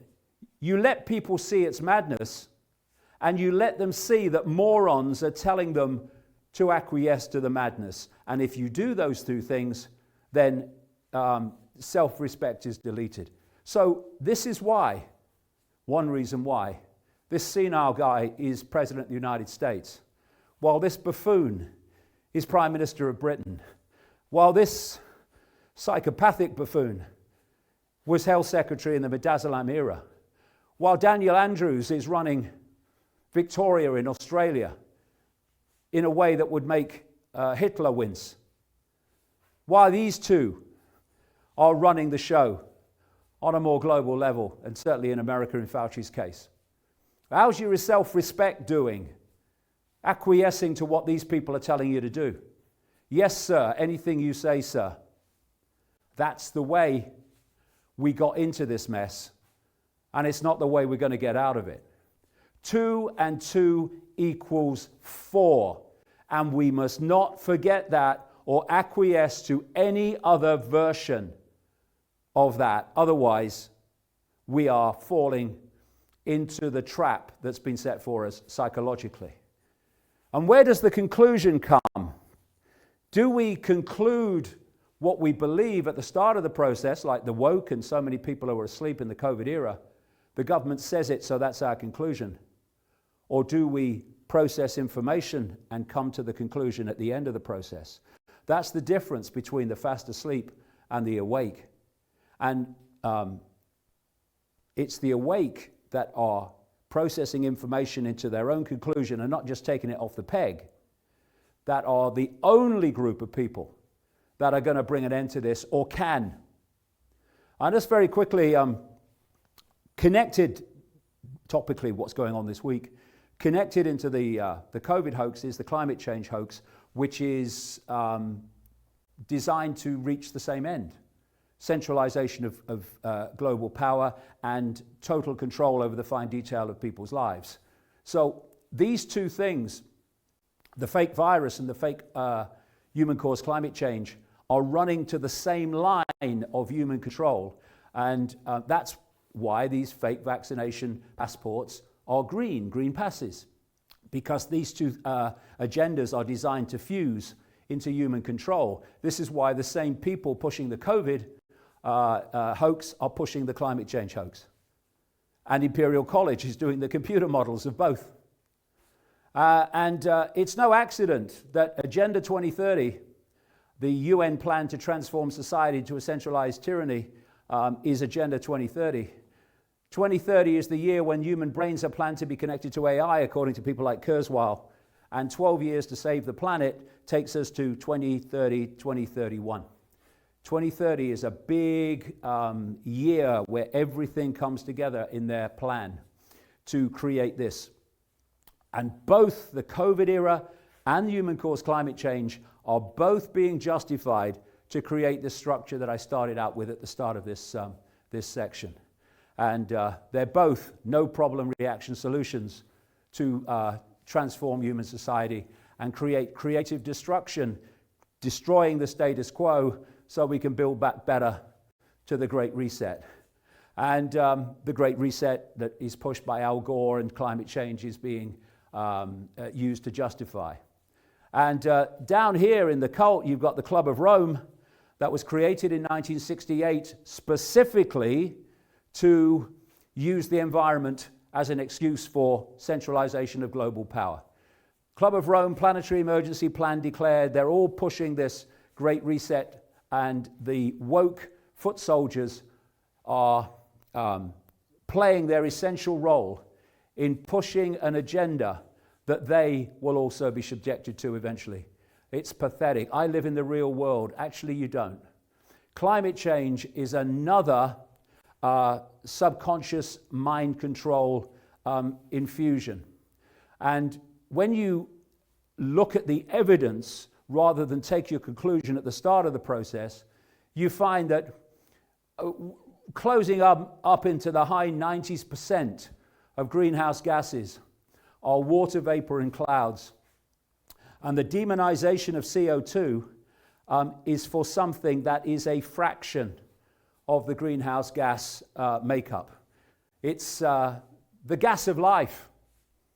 That's what CO2 is. Without the gas of life, there would be no natural world. There'd be no greenery. There'd be no food. There'd be no humans. So let's demonize it. Greenpeace founder Patrick Moore said it's not that there's too much CO2, there's not enough. Plants draw CO2 out of the atmosphere. And he said plants start to die at 150 parts per million in the atmosphere. And even when CO2 fell to 180 parts per million, plants began to starve. It was only turned around when the temperature went up and more CO2 was released. Today, CO2, he said, stands at just over 400 parts per million, and plant life is still relatively starved in nutrition. This is why they put more CO2 into greenhouses, to make things grow quicker and better and bigger. With the optimum levels for plant growth 5 times higher at 2,000 parts per million. And in some periods of the Earth's history, the ratio has reached 4,000 parts per million. And yet, here we have the gas of life. Not only are they pushing not to produce anymore, but people like Gates are funding technology to suck it out of the atmosphere. And CO2 is making the world greener. As it's increased, the world has become greener. That's what happens in greenhouses. And while they're pushing this agenda for global transformation of human society on a hoax, 1.56 billion face masks entering the marine environment alone in 2020, and what will it be by now? Would he care about the environment? No. Only about global warming, because that's the agenda. And these people that are pushing this, and this COP26 has been going on this week, they are being had. And they're being had to push an agenda that is designed for mass human control and is part of this psychological operation to break our spirit. Food shortages, fuel shortages, soaring prices, power cuts, internet down, all these are planned to break our spirit, which must not be broken. Because this is the mentality, this is the state of consciousness that's behind all this. And are we going to give the world to this? And give the world of our children to this? Is that what we're here to do? And I'll just finish with this in this section. Why is the agenda so anti-human? Because the spider driving this cult is not human. That's why the agenda is as it is. This spider is this reptilian and other non-human species which is driving the transformation of life on Earth and the nature of the processes of the Earth to suit itself and not humanity, which is why the agenda is so anti-human. I've been saying this for a long time and got enormous ridicule for it. But more and more people, because of what they've seen in the last 18 months, are starting to say, well, if that was possible, well, I'm not going to rule this out anymore. Nor should they. These are all expressions of this Wetiko frequency operating in the same way psychologically. Whether it's a psychopath in human form or non-human form, they are the same expressions of this frequency I call Wetiko. And these reptilians operate just outside the human frequency band, and they manipulate inside that human frequency, what we call the human world, via this cult. And it's part human, part non-human hybrid networks of bloodlines. So this is why this agenda is so anti-human, because it's being driven by non-human forces, demonizing the gas of life, without which we'd all be dead. Changing the nature of the human via DNA manipulation and genetic manipulation in general. Changing the atmosphere, which is what people like Gates are trying to do. Mass depopulation of the human family. Destruction of the human immune system. Systematic sterilization of humans as we are now. Generating 5G, which at 60 gigahertz interacts with the oxygen molecule to stop people absorbing enough oxygen with each breath that they normally would. See masks. On and on it goes. It's a non-human agenda because it's being driven by a non-human force. And how about this transformation of the atmosphere and transformation of the frequency nature of life on Earth via this technologically generated frequency bombardment, not least 5G, and they talked about 6G and 7G. How about this is not only about a human control system, how about that it's changing the atmosphere and the frequency nature of this world so that these entities can manifest in it? And how kind of coincidental that as I've researched this reptilian race over the years and talked to people who've interacted with them, that they say this reptilian race is obsessed with technology and that technology is its method of control. Coincidence? I go into all this reptilian stuff in The Biggest Secret, which I wrote in 1997, and Children of the Matrix came out in 2001. And I just say this, the forensic research that went into accurately predicting current events was the same forensic research that went into this. And I wouldn't have come out with this, I knew what the reaction would be, unless the evidence convince me that this is real. And so now this week, or last week, we've had this partner of a princess in Norway coming out and saying that he's a hybrid of a human and a space lizard.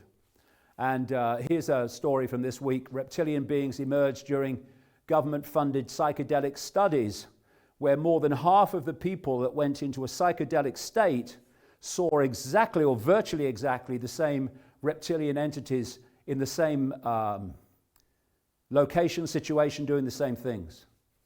And what's the chances of a coincidence of the UN, completely cult-controlled, putting out this video this week promoting climate change responses, in other words, changing society for climate change.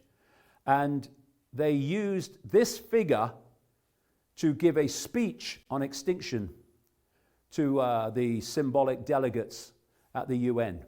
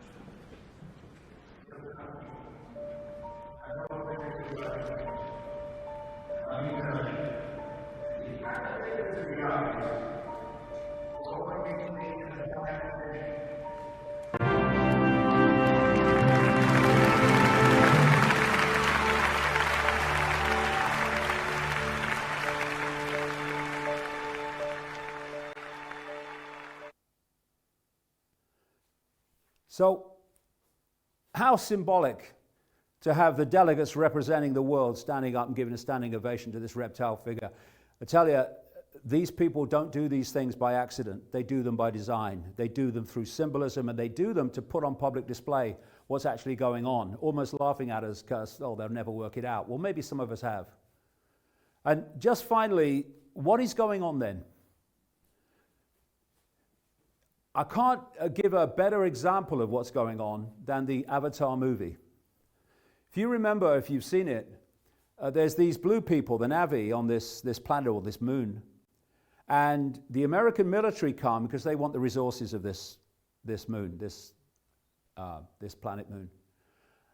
But they know that if they come as humans, symbolic of this reptilian infiltration, then obviously the blue people will see them and say, you're not like us, are you?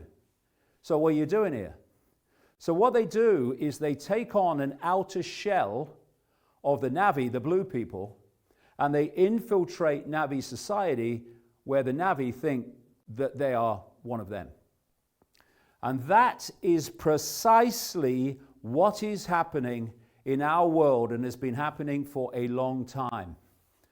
Just as the Na'vi were infiltrated by humans hiding behind a Na'vi outer shell, so the reptilian infiltrators are hiding behind human form in these hybrid information field body constructs that I talked about earlier. So when you look at the major players in this cult and the major operatives in this cult, they may look human, but behind that facade, they are not. And there was a great movie, it was a B movie, it came out in the 1980s called They Live, which, if you can find it on the internet, magnificently portrays what's going on, where human society is infiltrated by people who are not human, but hiding behind human form. And the star of the film, Roddy Piper, he's passed on now, did an interview some years ago in which he was talking about They Live, and he mentioned my work and how basically it was describing what's going on. And he said, They Live was not a movie, it was a documentary. And it was. And I do recommend it. So why don't they take over? Because they can't. If they could, they would have done long ago.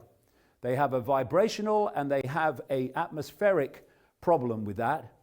And also, they have to do it by manipulating human perception for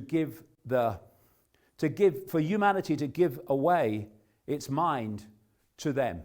And that's what I've been describing in this second section today. The manipulation of humanity to give its mind away to be externally controlled and become an asset of this non-human force. And this is the hive mind that I've talked about for so long. Connecting humans to AI, but what is AI? Yes, it's algorithmic AI on one level and AI of another kind on another level. Well, what is it ultimately? What if this AI that they want to connect to the human brain was actually a non-human species ultimately, that was creating a hive mind in which all of humans were connected to the same input, the same influence, the same perceptual dictatorship? That's exactly what's going on. And the metaverse, this guy Zuckerberg, is all part of this assimilation. And this is an old slide from a long ago talk in which I was then not talking about Wetiko, I was talking about archons, which is the Gnostic version of Wetiko. And I was talking then about the plan to create the hive mind in which this non-human force would connect to all human brains and control them from a central point. The assimilation, I called it, and that is what's going on before our eyes. The world is mad, and once you realize that, it all makes sense. Trying to make sense of it as if the world is sane, you'll never do it. Why is the world mad? Because it's meant to be, because of the outcome, the effect that has in advancing this agenda.